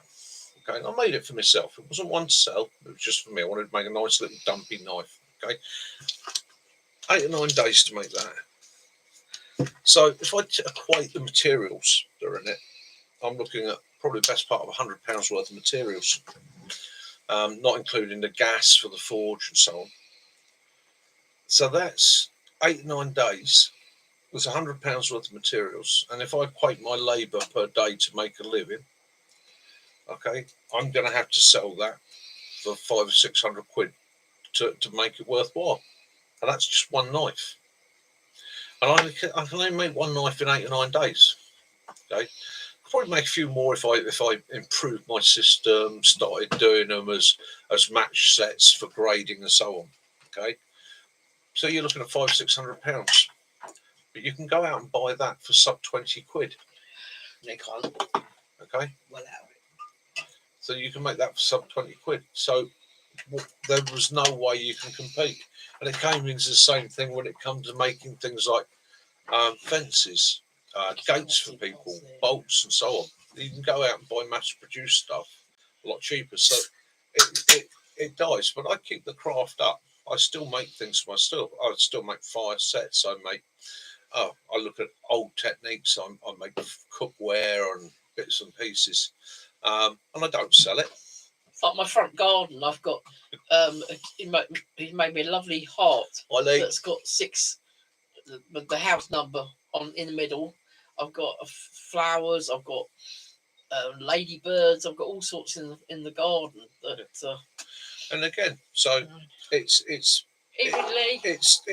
a difficult thing to do, but you can still find those craftsmen out there, and you can still learn their skills, and then perfect your own leather work.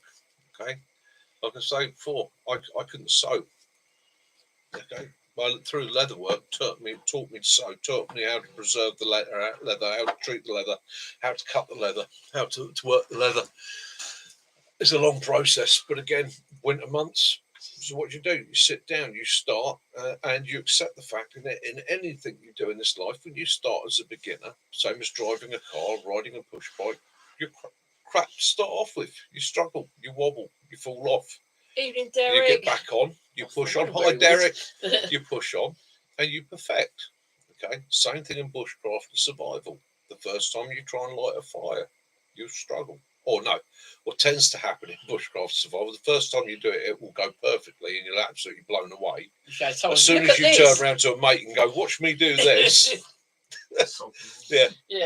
The god of sod decides to clip you around here and go, stop being overconfident. But again, you progress and you practice and you trial and you perfect your abilities and your skills. And don't hide your failures. No. It's yeah. Practice does make perfect, and I quite often show cock-ups and failures on my channel, whether it be firelighting or whatever.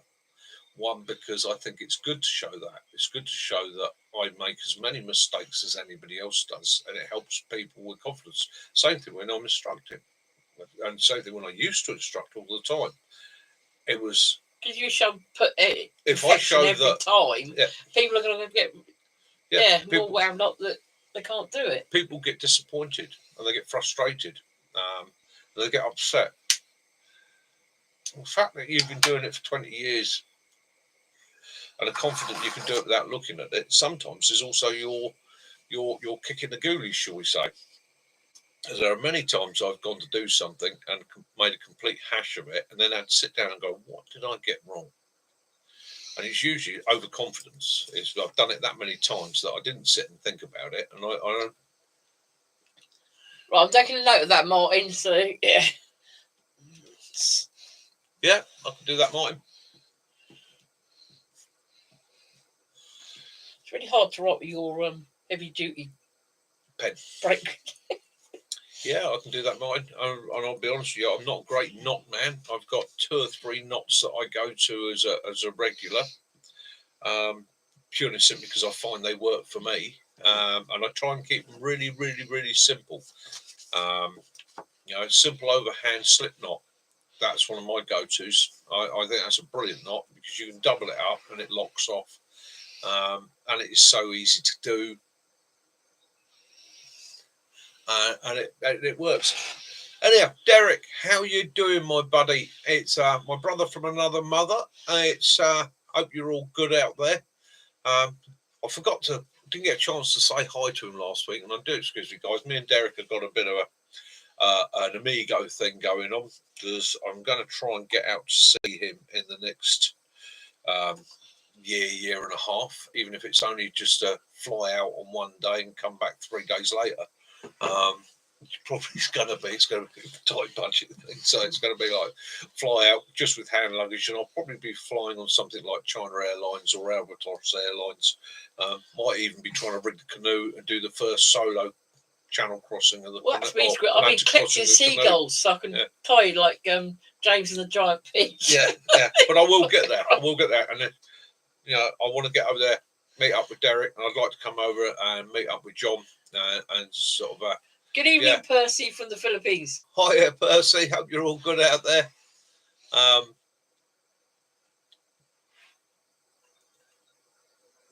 There you go. Martin, Sticks Outdoors. He's covering knots tomorrow on his video. I shall be watching that, Sticks. Yeah, because as Martin says, with his boating, you get a wet rope that's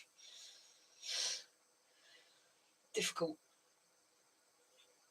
Oh, that's Facebook, yeah. Right, Rachel, I will go and have a look at that. So, yeah, and again, the sharing of knowledge, isn't it? Sharing of knowledge. I mean, yeah, I get accused sometimes of rattling over the same things over and over again, but constantly learning.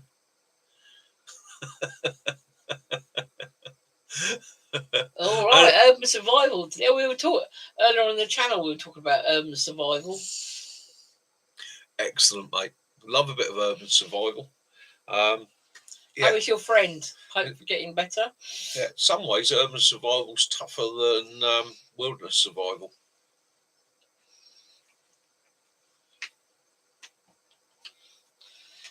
I use Facebook a lot. Yeah, Cass uses Facebook. Oh, yeah. I tend to. I'm off Facebook at the moment. I mainly use it for knowledge, really. The only reason I'm off Facebook is, how I put this, without going into too many details, I was a very good friend of somebody a while back, and we had a disagreement, parting of the ways, shall we say. However, within the world that I was in at the time, there were several factions and groups and organisations that don't get on. And I started to get pulled into things. Now, I'm very friendly with all these groups and fractions, and it's one of the reasons I stepped out, okay? Because I have buddies within all these groups. Nothing illegal, not illegal organisations or anything like that, but I have buddies with all these groups, and there's friction between the groups. And I I wasn't going to sit there and align myself with one particular group and turn my back on other people. So everybody that knows me from those groups and organisations knows my standing. They know that I turned around and said to them all, okay, I've got friends amongst you all that I love dearly. So rather than be pulled into a decision of making friends and not having friends, I'm stepping out. By stepping out, I can still remain friends with everybody. I'm just not involved anymore. And that was a personal decision I made. A couple of people started hitting me on Facebook and started trying to agitate, shall we say, situations for their own political gains. And at that point, I stepped away from Facebook and went, right, okay, I'm not going to put myself in that position where I can be, or things can be manipulated for their gains. I use it through on several groups. Yeah. And it's to do with. Doesn't mean I don't use. I do use it. I just don't. If you go to Michael Mitchell Facebook page, you won't ever see a lot on there. Okay, purely and simply because I'm getting on with my own life now. I'm getting on with my own thing and doing my thing. And those that I want to know what I'm doing, know. Those that don't, I don't want to know. Don't. Simple as that. It's just peaceful life for me. Oh, I love that saying, Lee. Fail to prepare, prepare to fail. Yeah. 7 P's. Yeah. Can't go wrong with the 7 P's. Yeah. Yeah, best urban survivors get out of town. Yeah. It's like I am in my later 50s now, and it's like London. I've hardly been to anything in London. Yeah. I've never been past Buckingham Palace. I hate London. I've only been to the Kensington Science Museum, things like that. I don't like cities. It's not for me. Yeah. Urban survival is difficult.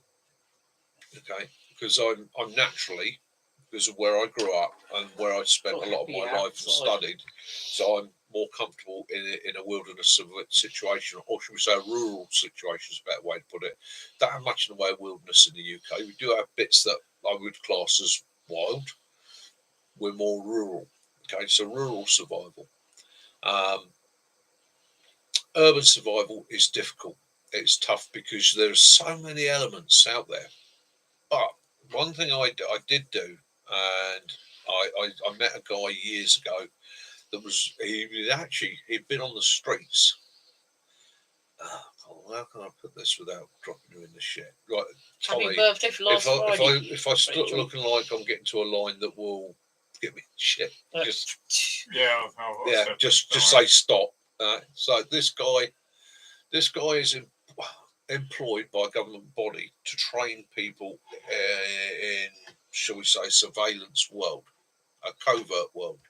Okay, and this guy's skills and abilities were developed by living on the street. He had spent 10 years living on the street and lived quite well. And he picked up so many tips, methods, ideas, living rough, that now he trains people in how to live rough, how to immerse themselves. And one of the things he said that always stood with me that was fantastic was he said, as a rough sleeper, one of the things he perfected and learned very quickly was to disappear. Not necessarily to hide, but to hide in plain sight. Yeah. To become somebody that nobody wanted to look at. To make yourself uncomfortable for people to see.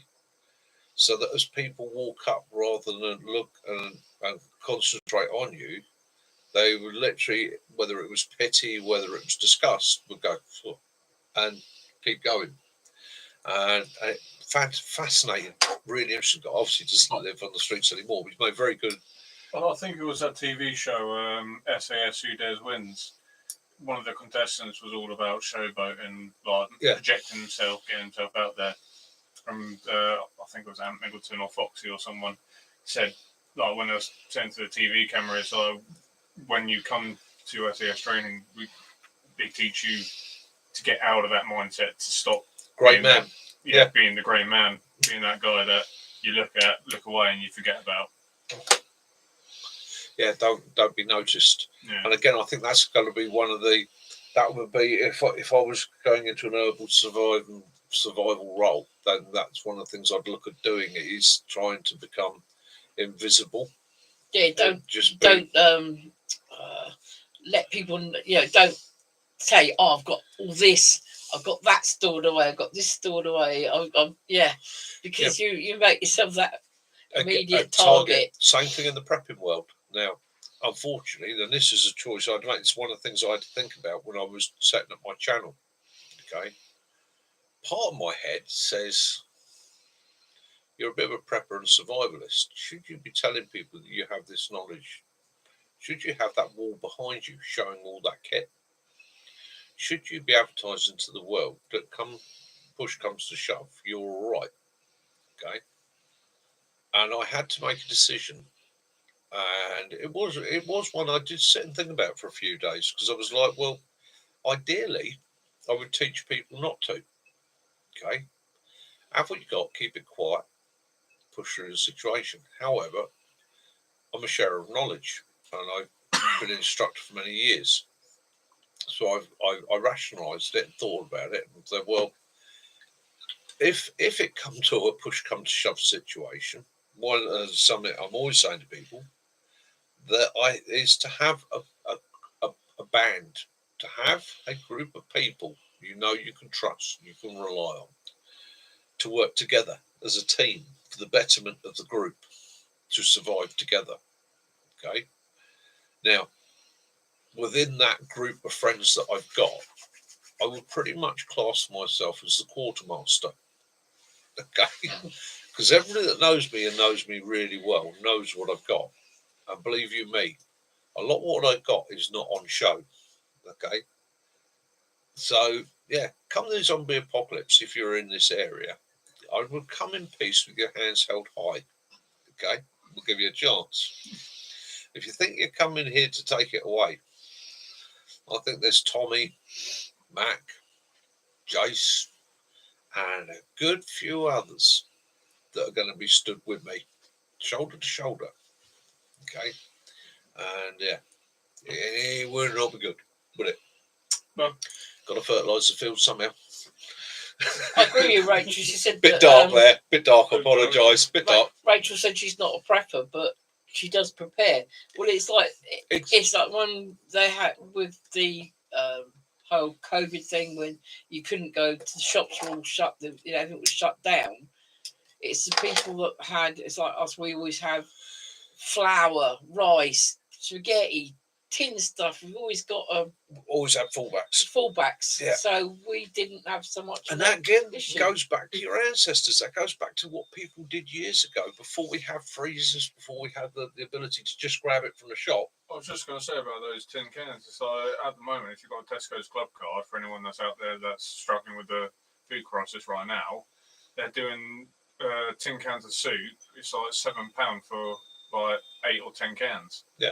It's like, that's a bloody good deal.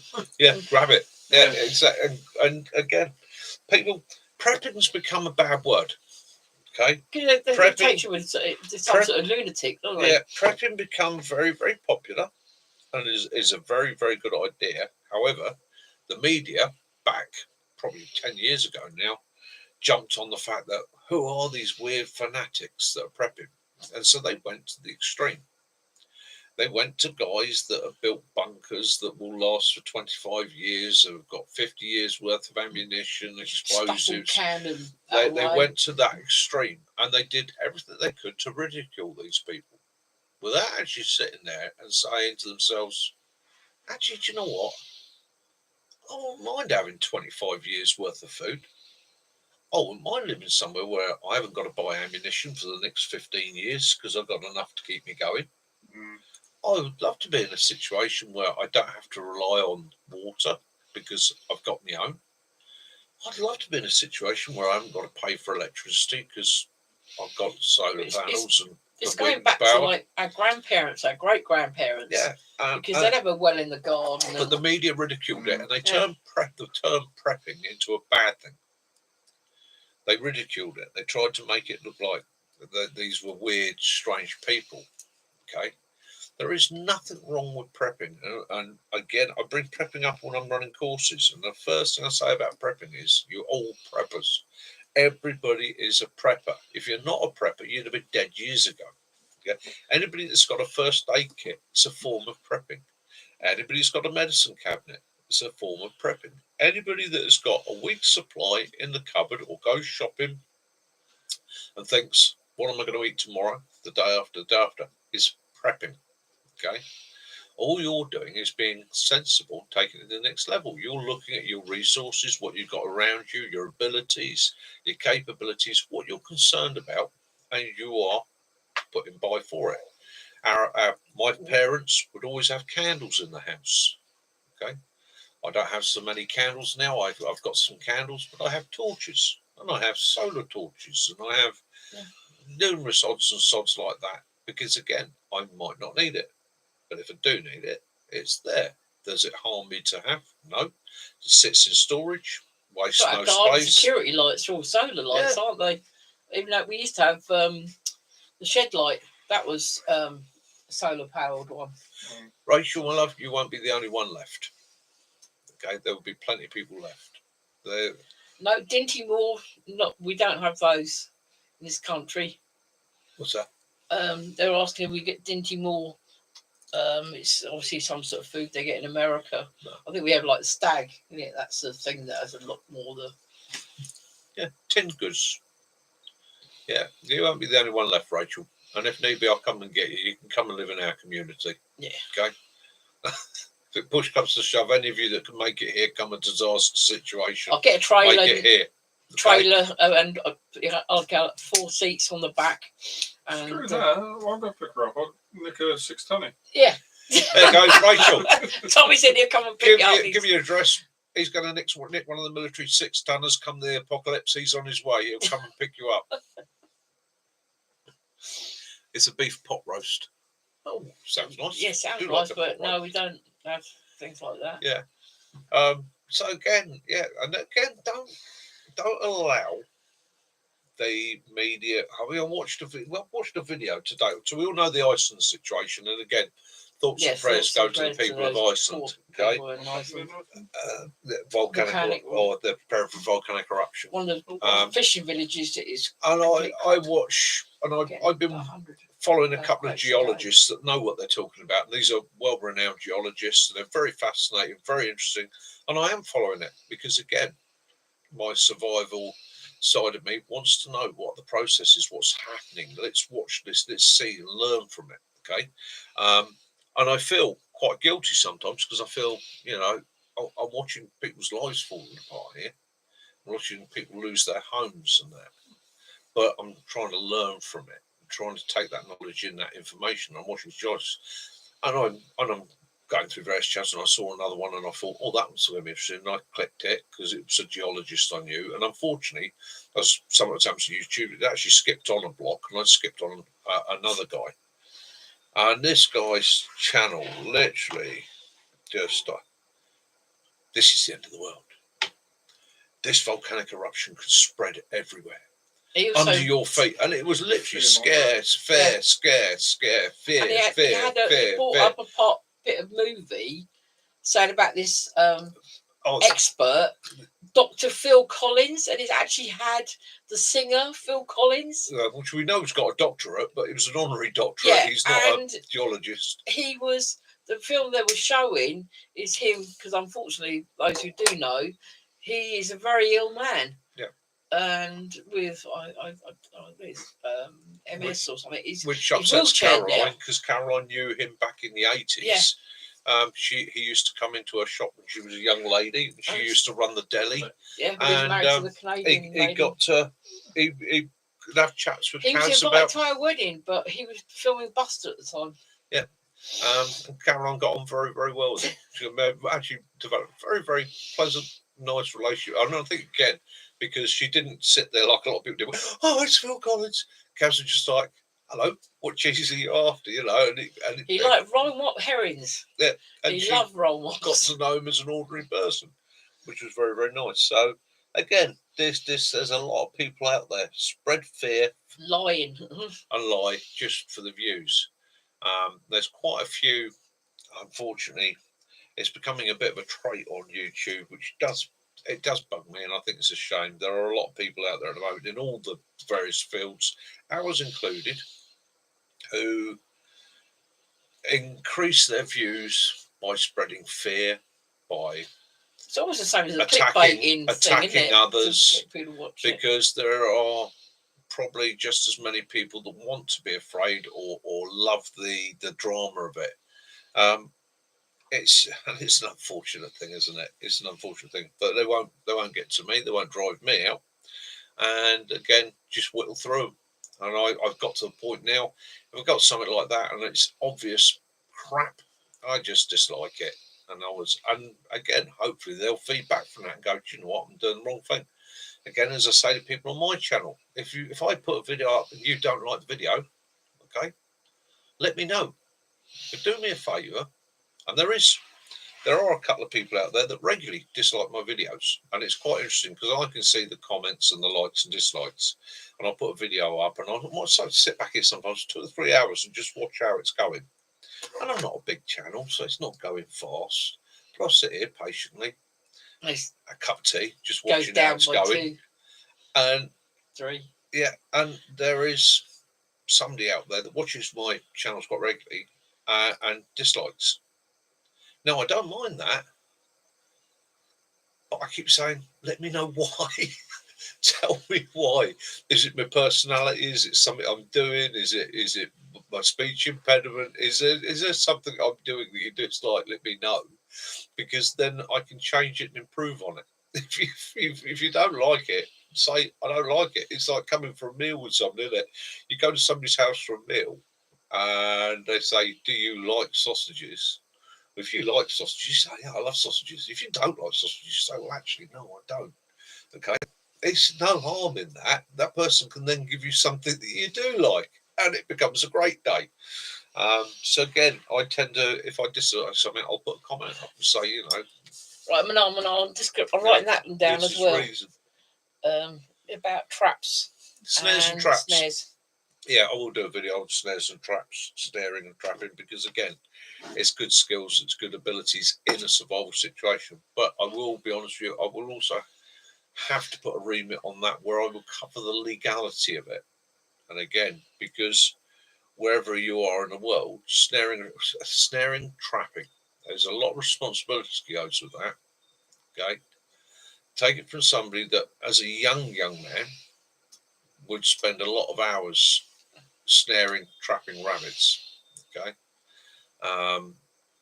and unless I'm in a survival situation these days, I won't go to snaring, because it's not an exact science, i.e. you don't always get what you're targeting. Okay, you never want to kill something that you can't use, or you're not targeting as a species. And it is a very unpleasant way for any animal to meet its end. Okay, it's not a nice way for something to go. I like a quick, clean kill, but there are techniques and methods that are worth learning, purely and simple, because in a survival situation, you want, as I'm always saying, be lazy, minimum amount of effort, maximum amount of effect, and trapping and snaring works.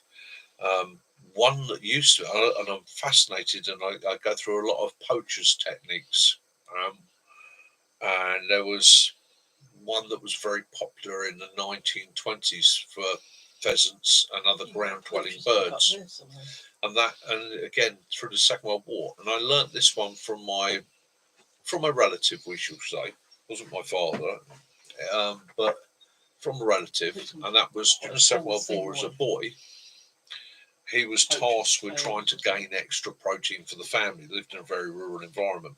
So one of the things they would do is they would take stiff paper. Okay, they'd take a stiff piece of paper, and they would make a cone, some of you already know about this, I expect. They would make a cone out of the paper, and then they would cut the cone off flat on the top, so cut it across there, and then they would put grain in the cone and around the cone. And what would happen is the pheasants and ground dwelling birds would come up, pick up the grain around it, and once it run out of that, they would find the grain in the cone, they put the head in the cone, and the cone would stick to their head. Sorry. So, as he said to me, he said, there was a couple of times where you might find one or two. He said, but if you were really lucky, you creep out to the woods just before it got light in the morning and find 20 or 30 pheasants walking around with their wizard hats on. I need to say so, shouldn't I? Need to say Ku Klux. Yeah, he did. He used the term Ku Klux Klan pheasants. Don't want to offend anybody, but that's the term used. But there were 20 or 30 of these pheasants mooching around with these cones on their heads. Of course, they can't see, and which made it very easy to pick them up. Now, the technique there, when you're, and again, it's an old technique. So when you're doing pheasant or you're doing ground nesting birds like that, the technique is to make it quick and clean. So you walk up to the bird, pick it up by its head, and you use its body weight. You literally, that motion, almost like a whip crack, hold it by the head, you break its neck instantly. Okay. Again, I remember my father telling me that he used to go during the Second World War. He would go out with his father and lay traps, and unfortunately one day they got someone's cat in it. It's when you're starving, though. Yeah, exactly. Yeah. When you're starving. Oh, that's nice. Protein's protein. So. Martin said about you. Thank you, mate. Not bad considering what I used to be like when I was a nipper. Me and Martin, so we go back to, we lost contact for a lot of years. We knew one another in our formative years, our teens. Okay. Yeah. There's a group of us who used to hang around quite a rural area. We got together. We were the misfits of the area, shall we say. And then in our early 20s, I suppose, we all drifted off and got on with our lives and went our own separate ways. And it's quite interesting. So we've made contact now. I mean, I'm 57 years old. I think Martin's a year older than me. 58 now, actually. So Martin's 59. But we've made contact. It's really interesting to catch up. In actual fact, Martin, I've just had contact with Duncan. So I don't know about you. How do you fancy getting together for a beer one evening? Get me, you, and Duncan together. Because he's got a son of 20 and a daughter of 18. Meet up, just out, shoot the breeze. See if he's still into the Dukes of Hazzard as much as he used to be.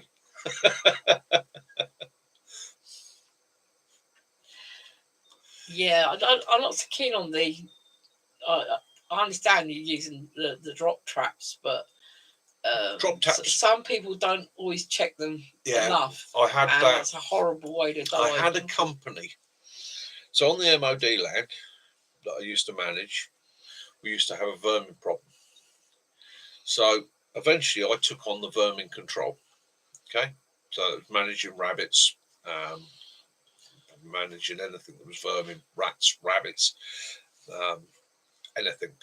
Okay, we had MOD deer managers who managed the deer on that land. Although I've managed deer on private properties for people for years, I've also done fox management and that sort of thing. And most of it was through shooting. But we had the company there before I took it on. And the reason I took it on was they came in and over literally hundreds of acres, they dug drop traps, rabbits, which are a metal box, about 2 foot square. It's galvanized tin. You dig it into a pit. It's got a channel over the top where you put it into a rabbit run. So the rabbit's going to go through that channel. It's focused into it. It's where he normally dashes for the bushes. Okay, and you've got a catch. When you release the safety catch, it's got the top drops, so the rabbit drops into the box. Okay. Now, from a legality point of view, that must be checked every single day. In actual fact, it's advised that it's checked several times a day. Okay, because the theory is you come along, you open the trap, you take the rabbit out, you dispatch the rabbit quickly and humanely. I turned up, or I took over the management of these particular areas, and I went out and decided to have a walk around and see my areas, and I'm walking along this hedge line and I'm seeing all these traps. And I thought, okay, let's have a look. Hoping possibly find a bunny in there myself. And I opened the trap to find a half-dead rabbit and the varying decaying remains of many other rabbits. Everything from skeletons to fur. Yes. So they literally put the traps in. So the method was put the trap in, the rabbit falls in, and over the next 4 to 5 days, the thing dies from dehydration, starvation, and so on. A very slow and very cruel death. Now, I hunt. I do vermin control. I'm quite happy to go out and game my own meat.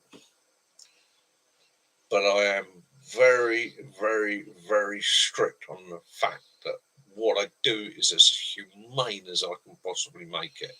I will not make something suffer unnecessarily. If I've got to kill it, it's going to die like that. Okay, I'm going to use either a trapping method or a gun or a method that is going to kill it as quickly and humanely as I can. And if I can't be as quick and humane and instant as I'd like, I'm going to make the best effort I can to ensure that it is done as humanely as possible, i.e. check the traps twice a day, come along, take it out, dispatch it. Okay. And that, unfortunately, that is a rule of mine. It's as simple as that. Even in a survival situation, I will not lose my humanity. Nothing will suffer unless it has to. Because I don't think there's a need for it. And if you look at indigenous people, you look at people that use old techniques and methods, again, check your traps regularly. Why? Because it will get taken by a predator. There's no point in snaring rabbits for food and then losing half the rabbits you've caught to foxes or badgers, because they will come along and take it. So again, it's all down to best practice. But yes, I will cover traps of various types. I've got to head off. Right. Tommy, take it easy, mate. No take it easy. Thanks for coming. Thanks for having me. Good night, Tommy. Take it easy, guys. Give a love to your missus. Everyone. Take it easy. Hope you're all well and keep safe. As Tommy's having to get off, he's got things to be getting on with. Yeah. Go clean your kit. Yeah. Don't bang your head. Yeah. So again, it's keep that humanity and practice your skills. Yeah, I've heard of that one about the lace tying knots. Yeah, it does. Yeah, that's a method you can use that on a lot of animals. Again, because it gets into the intestine, they'll follow the string or the rope up. I've even heard of it being used on big game. Okay, things like deer and cattle. Funny enough,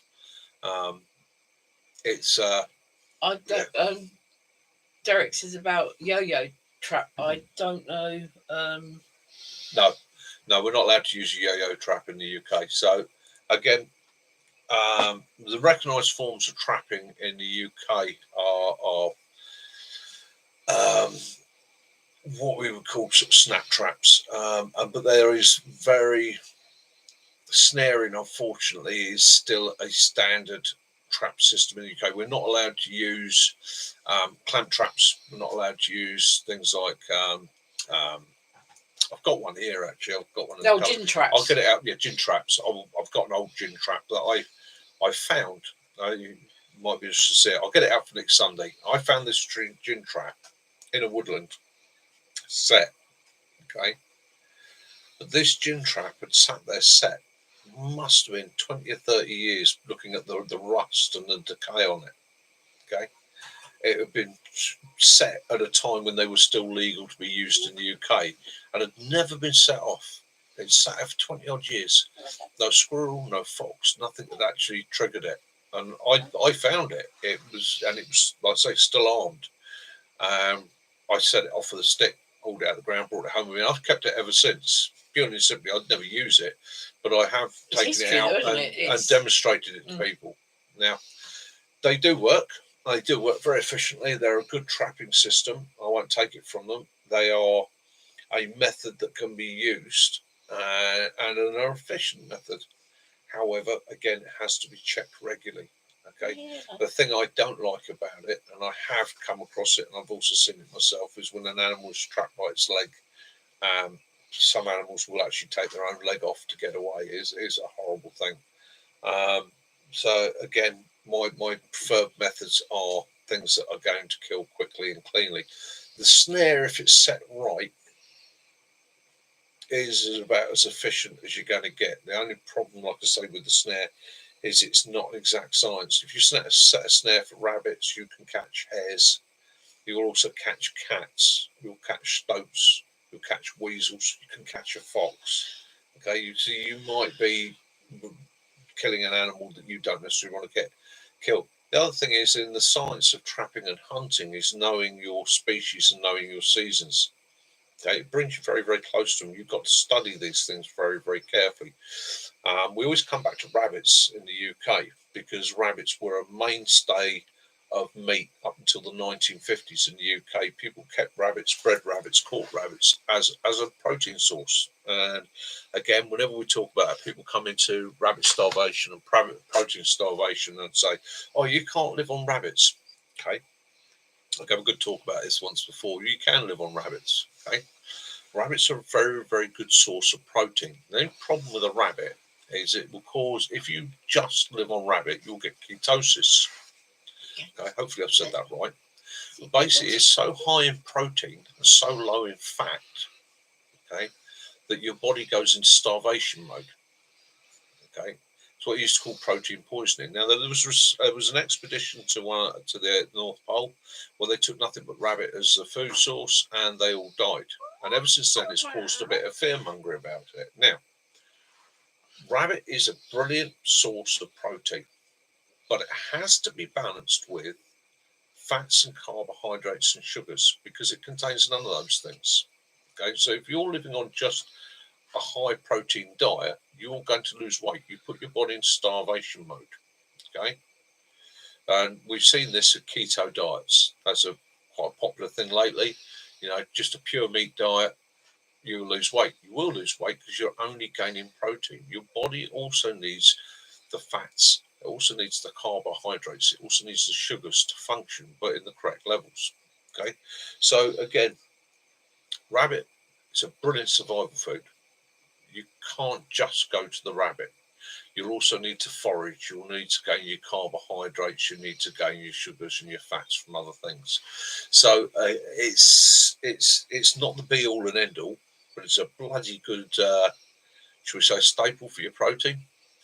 But it's I quite regularly have people come to me and say, "Oh yeah, I can snare rabbits. I can live on rabbits forever because it's just rabbits." And I said, "What else are you having in the diet?" And they go, "Well, don't need anything else." Well, look at our ancestors. So they collected the acorns, the chestnuts, and that. Acorns for the starches, nuts for the starches, carbohydrates, fish for the oils, for the fats. Okay, birds, again, a lot of birds have good levels of fats. Eels, yeah.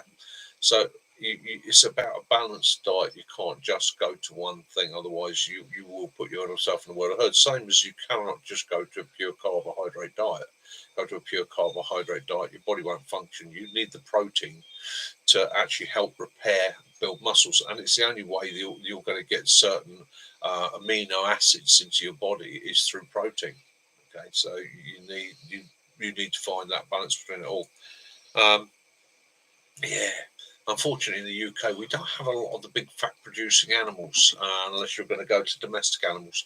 Whereas in the US, I know you've got things like beaver and bear, which are absolutely stunning survival animals. Jake wants to know, is that a silver compass and GPS in a waterproof map bag on the wall? behind you. Yeah, that is compass and a map. That is actually my local one. So that one. So I know some people don't like the silver one, but that one. So that's always kept ready to go here, just in case I need to go out and do anything. So that's a local map. Okay, folded down, covers the areas I use quite locally around here, and I do trim my maps down. Okay, very military thing to do. So it pretty much covers me for everything I need to do locally. And there's a compass. So if I'm going to go out and I'm going to explore a woods, and there's plenty of them around here that I've not been to before, this gets folded up, put into a trouser pocket. If I get out there, I do get lost. I mean, that's I like that green one. That's a copy of the silver. It's an OEX one. Okay, but it is very similar to the silver. It's got everything I want on it. Simple compass, simple bearings.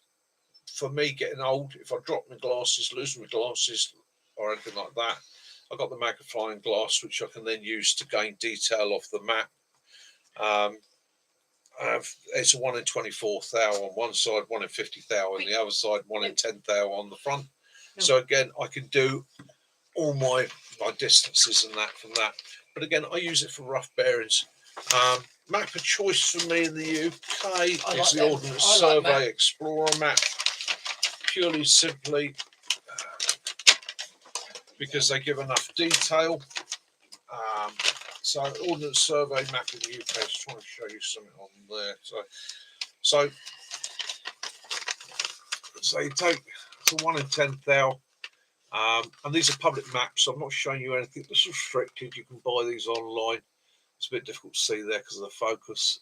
So you see here, danger area there. That's Ash Military Ranges. Yeah, that's Ash Military Ranges. All the area outside the flagged area, the red area, is public access. You've got access to that land, okay? As long as you obey the military bylaws. So again, that gives me the danger areas. So I know that if I'm exploring up around there, where I can go, where I can be. The other thing is with the Ordnance Survey maps, they're building accurate.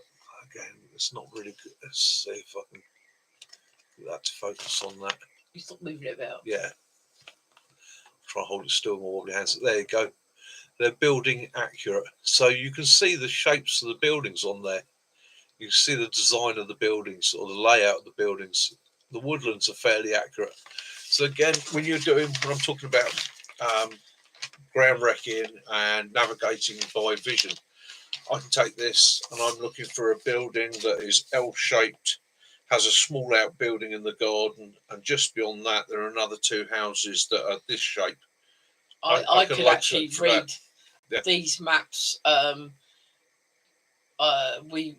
Because we got a 4x4, we used to do a lot of green laning, and we'd go from lanes to lanes, and I would say, right, there's going to be a church on the left hand side, and the post box, and then it's the next right, and you turn slightly to the left, and then off that road. Yeah. So we used to do a thing where we used to set out adventure tours for people. So we'd take a group out and we would give everybody a map and set them off together. And we would go out several days beforehand and recce the route. And we'd use the Ordnance Survey map and tell people which Ordnance Survey maps to have. And we would give them the grid references on the Ordnance Survey map to follow, so they'd know which way to go. But on top of that, we would also give them what we call a quick map or a tulip map. Okay, that's the idea of some of the. Yeah. So a tulip map, what you will start off with is.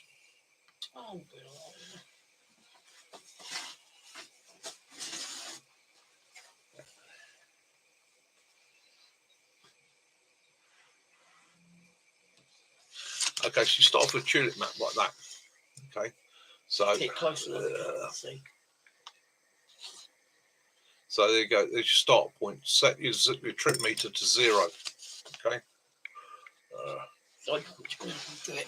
Yeah, it has to do it because I'm wobbling like a good one. So set your trip meter to 0. Okay.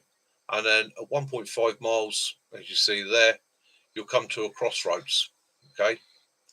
And you are going to go across the crossroads, or you're going to turn left. That would be turn left at crossroads, because you're always traveling in the direction from bottom to top, okay? So it's come up, turn left. Okay, the next one is coming out, or the last one there, you'll see at 20 miles, you will come to a sharp right-hand bend. There will be a turning on the left. Take turning on the left. I'm used to these tulip maps, and it would be the whole route be laid out like that. So you start at 0, and then they can literally follow it through. And you can image of a bridge, which is literally bridge, junctions, so on. And we do these tulip maps. You just do like a wiggly line or bridge, the water underneath it. Yeah, so we do that, and it was good fun. And again, it's also a method for shorthanding your own journey. Okay, so if you're doing nav, if you're doing tulip maps go back. They were shorthand mapping for military. Okay, so you'd be laying out a route.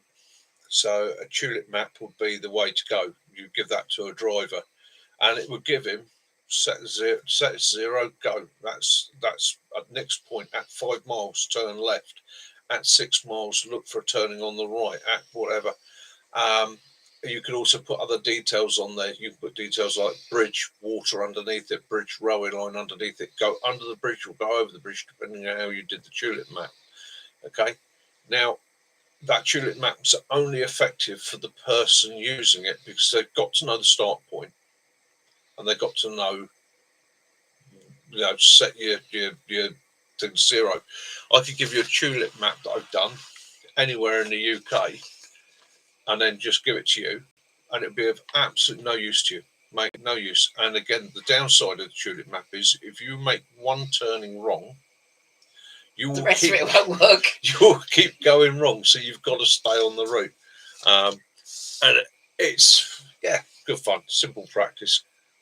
And you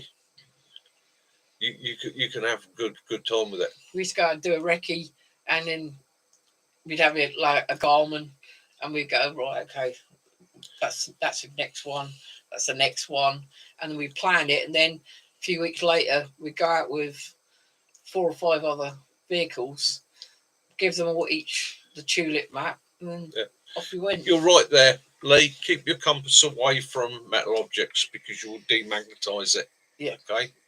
Now, one of the things you can do is remagnetize your compass. And one of the things I would always say before using your compass, before setting out, check it. Now, I know that's north here. Okay. So I know my compass is spot on. Check your compass. Okay. Don't stand next to your car and take a bearing with your compass, because if it's not a protected compass, it will be drawn towards the car. It's always drawn towards a metal object. Okay. So you have to be a bit wary of that. However, you could also be able to, I use my compass. I don't use it often, do I? More often than not. More often than not, I'm one of those that goes east.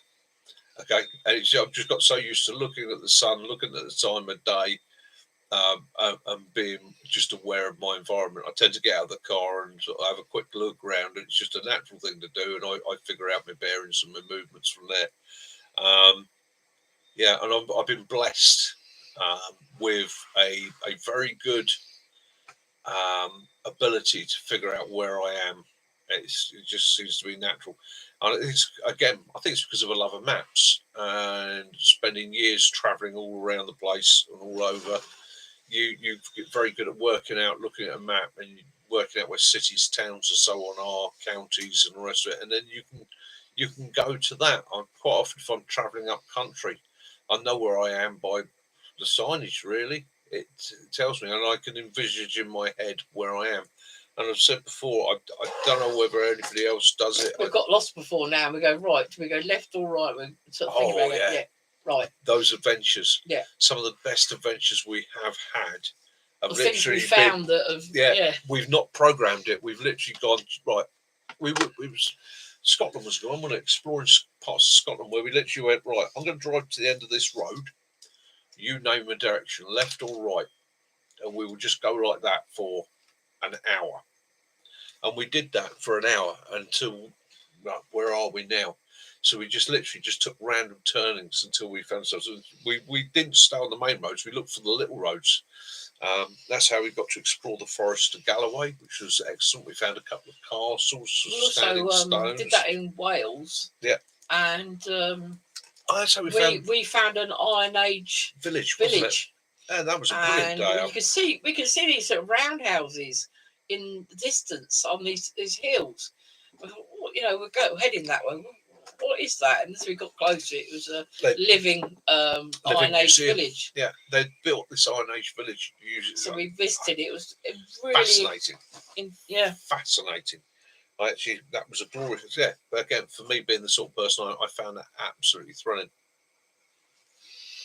You got a photographic mind then, Mac, for the those. Right, yes. Derek, Tracy's out of hospital. Okay, so yeah, it was a couple medications basically. Wasn't her fault. So the way the prescription was written was bloody weird, and she ended up overdosing on a medication, and it's the sort of medication that attacks the immune system, kidneys, liver, pancreas, and that. She's still got to undergo regular tests and checkups, but she is now home. She spent 10 days in the hospital very, very poorly. She's still not 100%, but she's getting there, bless her. And it's going to take a little while for her body, hopefully, to get back to normal, but she's getting better. So thank you very much, Derek. I do appreciate that. And I'm glad to hear your friends walk for the first time today. That's, to be honest with you, Derek, I'll be honest with you, after knowing plenty of people that have had that sort of recovery, this is when it gets painful. When you've got the support of the crutches, it helps. When you first start walking without them, that really, that can be a bit of, I had to walk on crutches for 16 weeks, wasn't it? And when you first come off them, because you've got to build up all that muscle, tendons have got to stretch, all the structures have got to get back together. Initially I was like, right, I'm going to put the crutches down and I'm off. It's very similar to being on board a ship for a week, then coming off the ship and being on dry land again. You've got to take the time to build it all back up again. So, but it's great to hear they're off their crutches, and and you're a good friend, mate. You've been there looking after them, supporting them, and cooking. So that's good of you, mate. And again, that's what it's about: survival, isn't it? Prepping, looking after one another. Done 2.5 hours. 2.5 hours already. Bloody hell. Right, I'm sorry, guys. We've done 2.5 hours. I'm just going to spark up my final cigar because I won't get to have another one till next Sunday. And to make sure I don't, there's 3 in that packet. And this is why I'm doing this, because this forces myself to stay with it. It gives it to me to hide, and I'm really good at hiding She's hiding them, so I don't have to buy any more cigars for next weekend. Okay? And also the fact that if I say to you, this is the last smoke I'm having this week till next Sunday, I'll tell you, I've got to stick to it. Yep.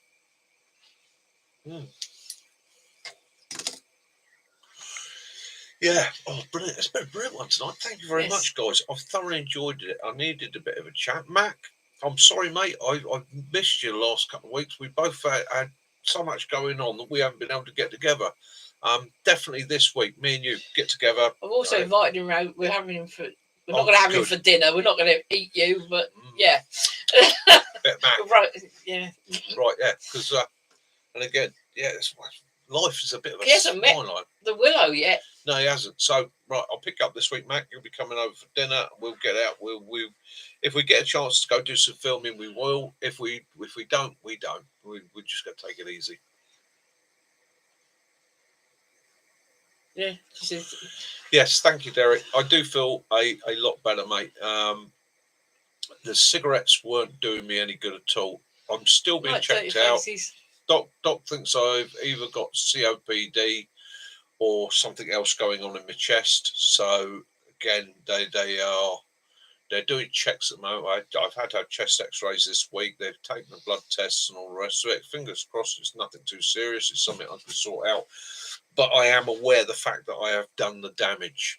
Okay, years and years of smoking, being in chemical environments and dust and crap and all the rest of it, gun fucking residue, you name it. They found it hard to get your blood because he had low blood pressure. Yeah. Oh, there you go. That's a giggle. So I'm a man that's put his own cannulas in the past. Okay, I've no problem taking blood from me or other people. It's something that you have to learn to do. Okay, so tar build up probably, yeah. So one of the things that I've never been bothered by giving blood, taking blood. I give blood on a regular basis, and it doesn't bother me. Doesn't faze me at all. So I go to the doctors. And I'm having a good day. I'm nice and relaxed. I go in. Poor old nurse. She poked a hole in this arm. She poked a hole in this arm. She kept apologising. I'll get a vein up. I'll get a vein. And I kept saying to her, use the back of my hand. I've got a very good vein here. That's the one where I've had to put the stuff in myself before now, where I put a cannula in and things like that. Or I use my forearm and tape it up.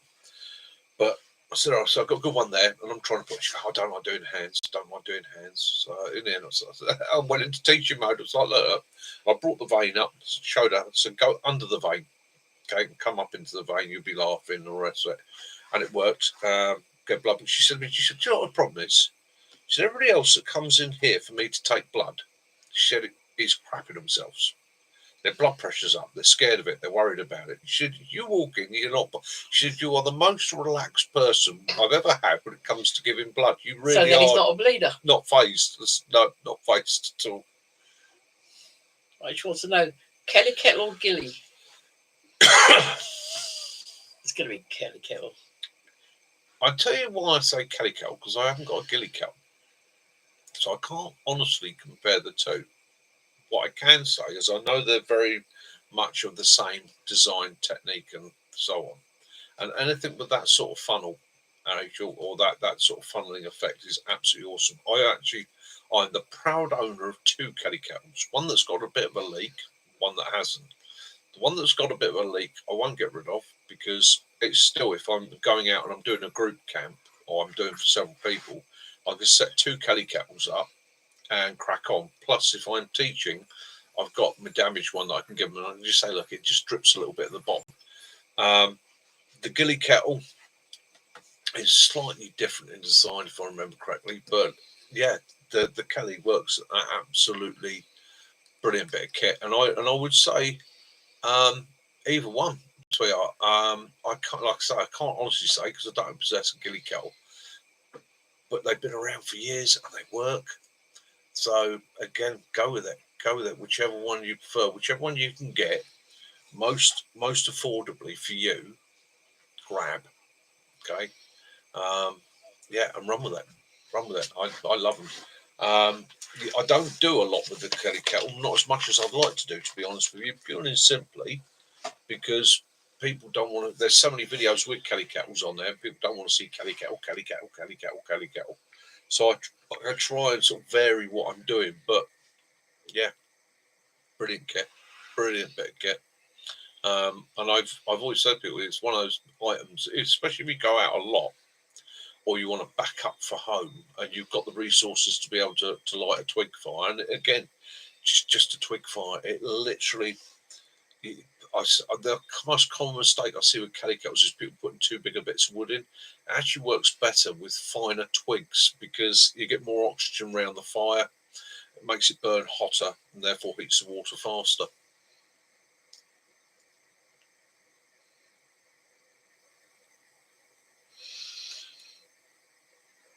It's a want, not need. There's so much kit I've got here that was want, not need. It's your security blanket, Derek. Oh, well and good. Yeah, Derek, again, I'm not going to become one of those anti-smokers, okay? My fancy's about to die. Yeah, it's you gotta use what you can use. Yeah, use what you can use. If smoking's Always been a crutch for me. Always been a crutch.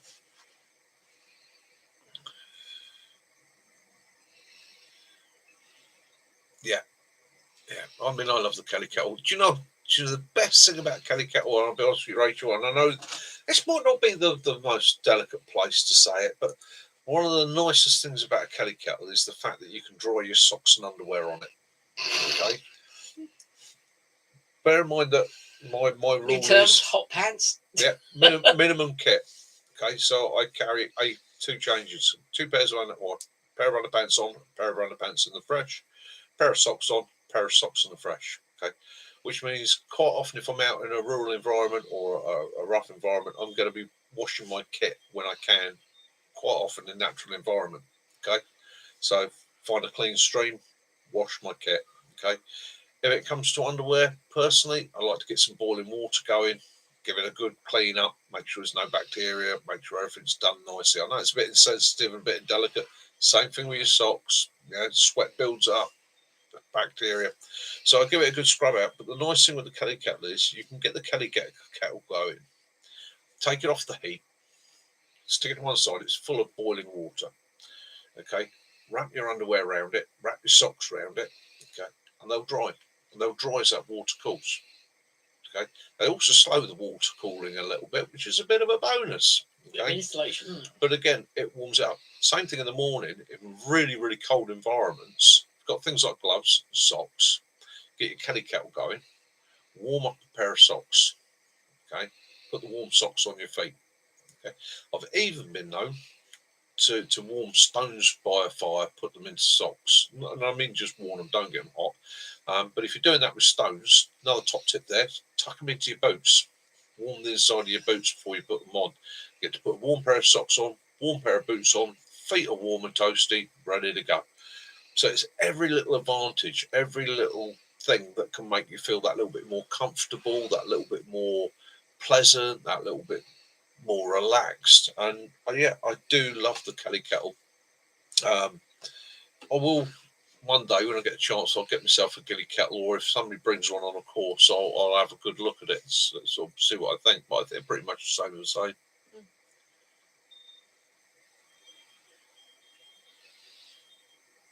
You can't odds it, can you, Derek? It's Derek can't odds it, and I think. Do you know what I think the biggest killer today is stress? I think that's the thing that does for most people is stress. It's the one thing that knocks people off. I think you've got to try and. I think you've got the mindset to just think tomorrow's another day. Oh yeah, definitely. But yeah, my phone is definitely good. I got 4%. Okay, yeah.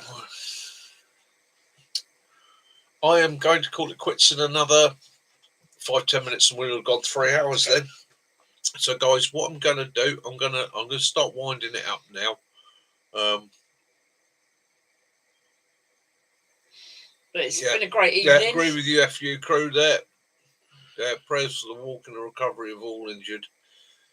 And also to the people, we send our prayers out to people of Iceland. People of Iceland, Turkey, everywhere that's having disasters. They're all over the world all the time. There are people struggling and suffering.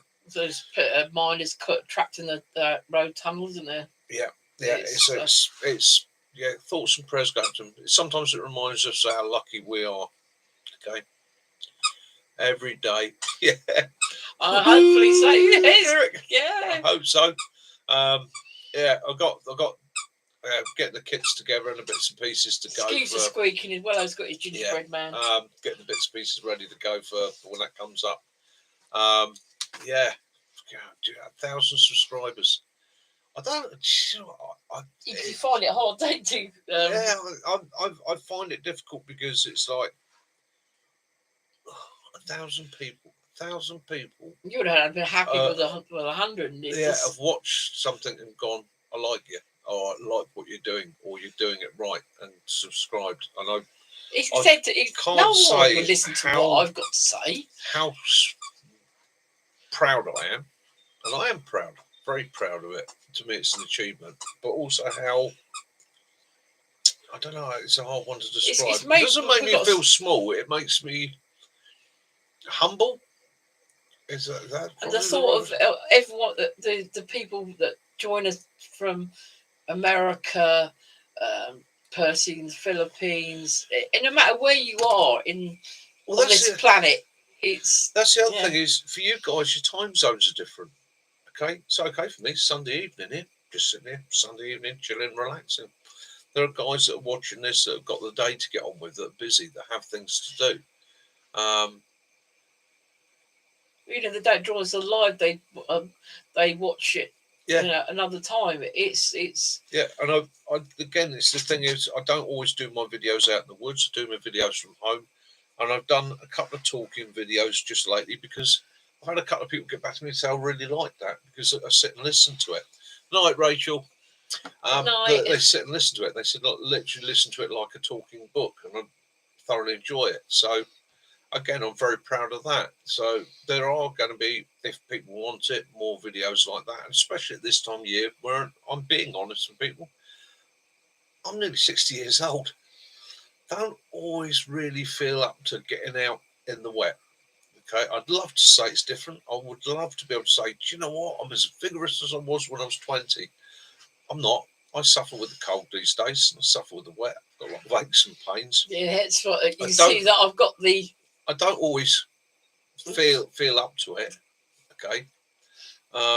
Not saying that I'm old. I'm not old. I will not get old. But I don't always feel up to it. So I do appreciate the fact that the people that watch my channel accept that. I don't get people moaning that I'm not always out in the woods. I don't get people moaning that I'm doing a video from home. I think it's a case of the people that I've got that I really appreciate. It's people that just enjoy listening. And again, hopefully, I'm imparting good knowledge. Please be my friends. And if I ever start to either repeat myself, become boring, give bad knowledge, or you think the channel's going down the wrong route, okay, I start getting, because I do, sometimes I get focused on things and it's, start going down the wrong route. Pick me up on it. Remind me. Oi, mate, that's not what I watch the channel for. You're slipping, okay? Because without the feedback sometimes, or a check, It's our journey. We're all on it together, and again, I don't. Knowledge. There are many channels I watch. Junkyard Fox is one I was watching this week. I found him quite interesting. He seems to know stuff. He do a bit of desert stuff. I quite enjoyed that. Seems like a nice guy.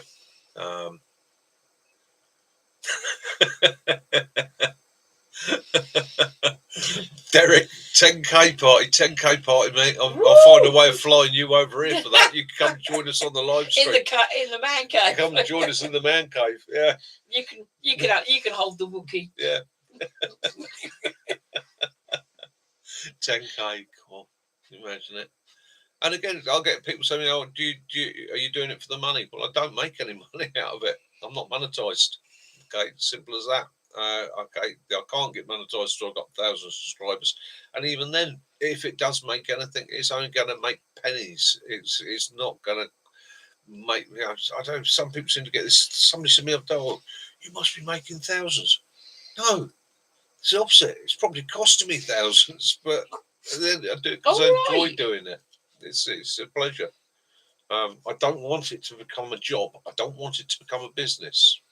Something I have learned in life, that if you do something you love, you turn it into a business, very quickly it becomes a chore. Once it becomes a chore, you lose your pleasure. When you lose your pleasure, you lose your enthusiasm. Once you lose that, you've lost everything. Do the things you love because you love doing it. If it makes a little bit on the side meantime, well, so good, be it. Don't let it become the be and all. Sometimes when you have a sort of, when men. Lee. Yeah, she's younger than me. Not by much. But yeah, it's. Well, I bought a lottery ticket this week, and I just had a dream lately that I'm going to win the lottery.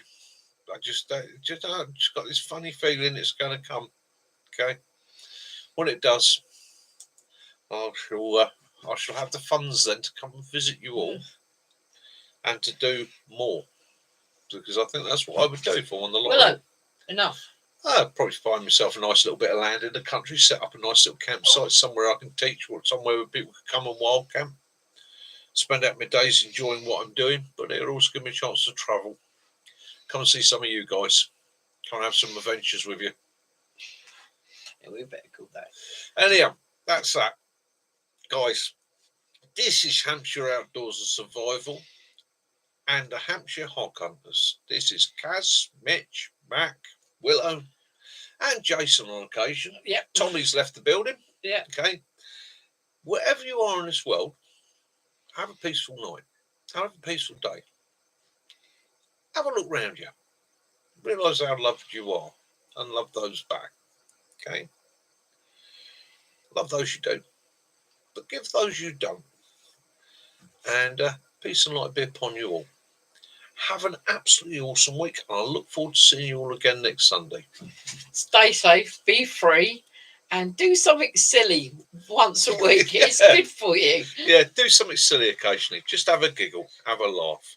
Let the stresses of the too, world Martin. go away. Martin, yeah. Night, dirty I'll faces. say Martin. I'll if you feel up facing him, I'll get on a Duncan and arrange for us to get together for a pint. I think you should get together first. Yeah, and me and Martin go. will get together Yeah. first, and then we'll gang up Yeah. on Duncan. Yeah.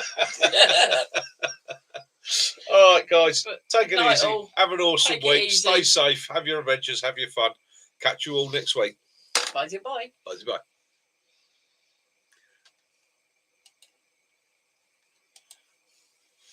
He's 3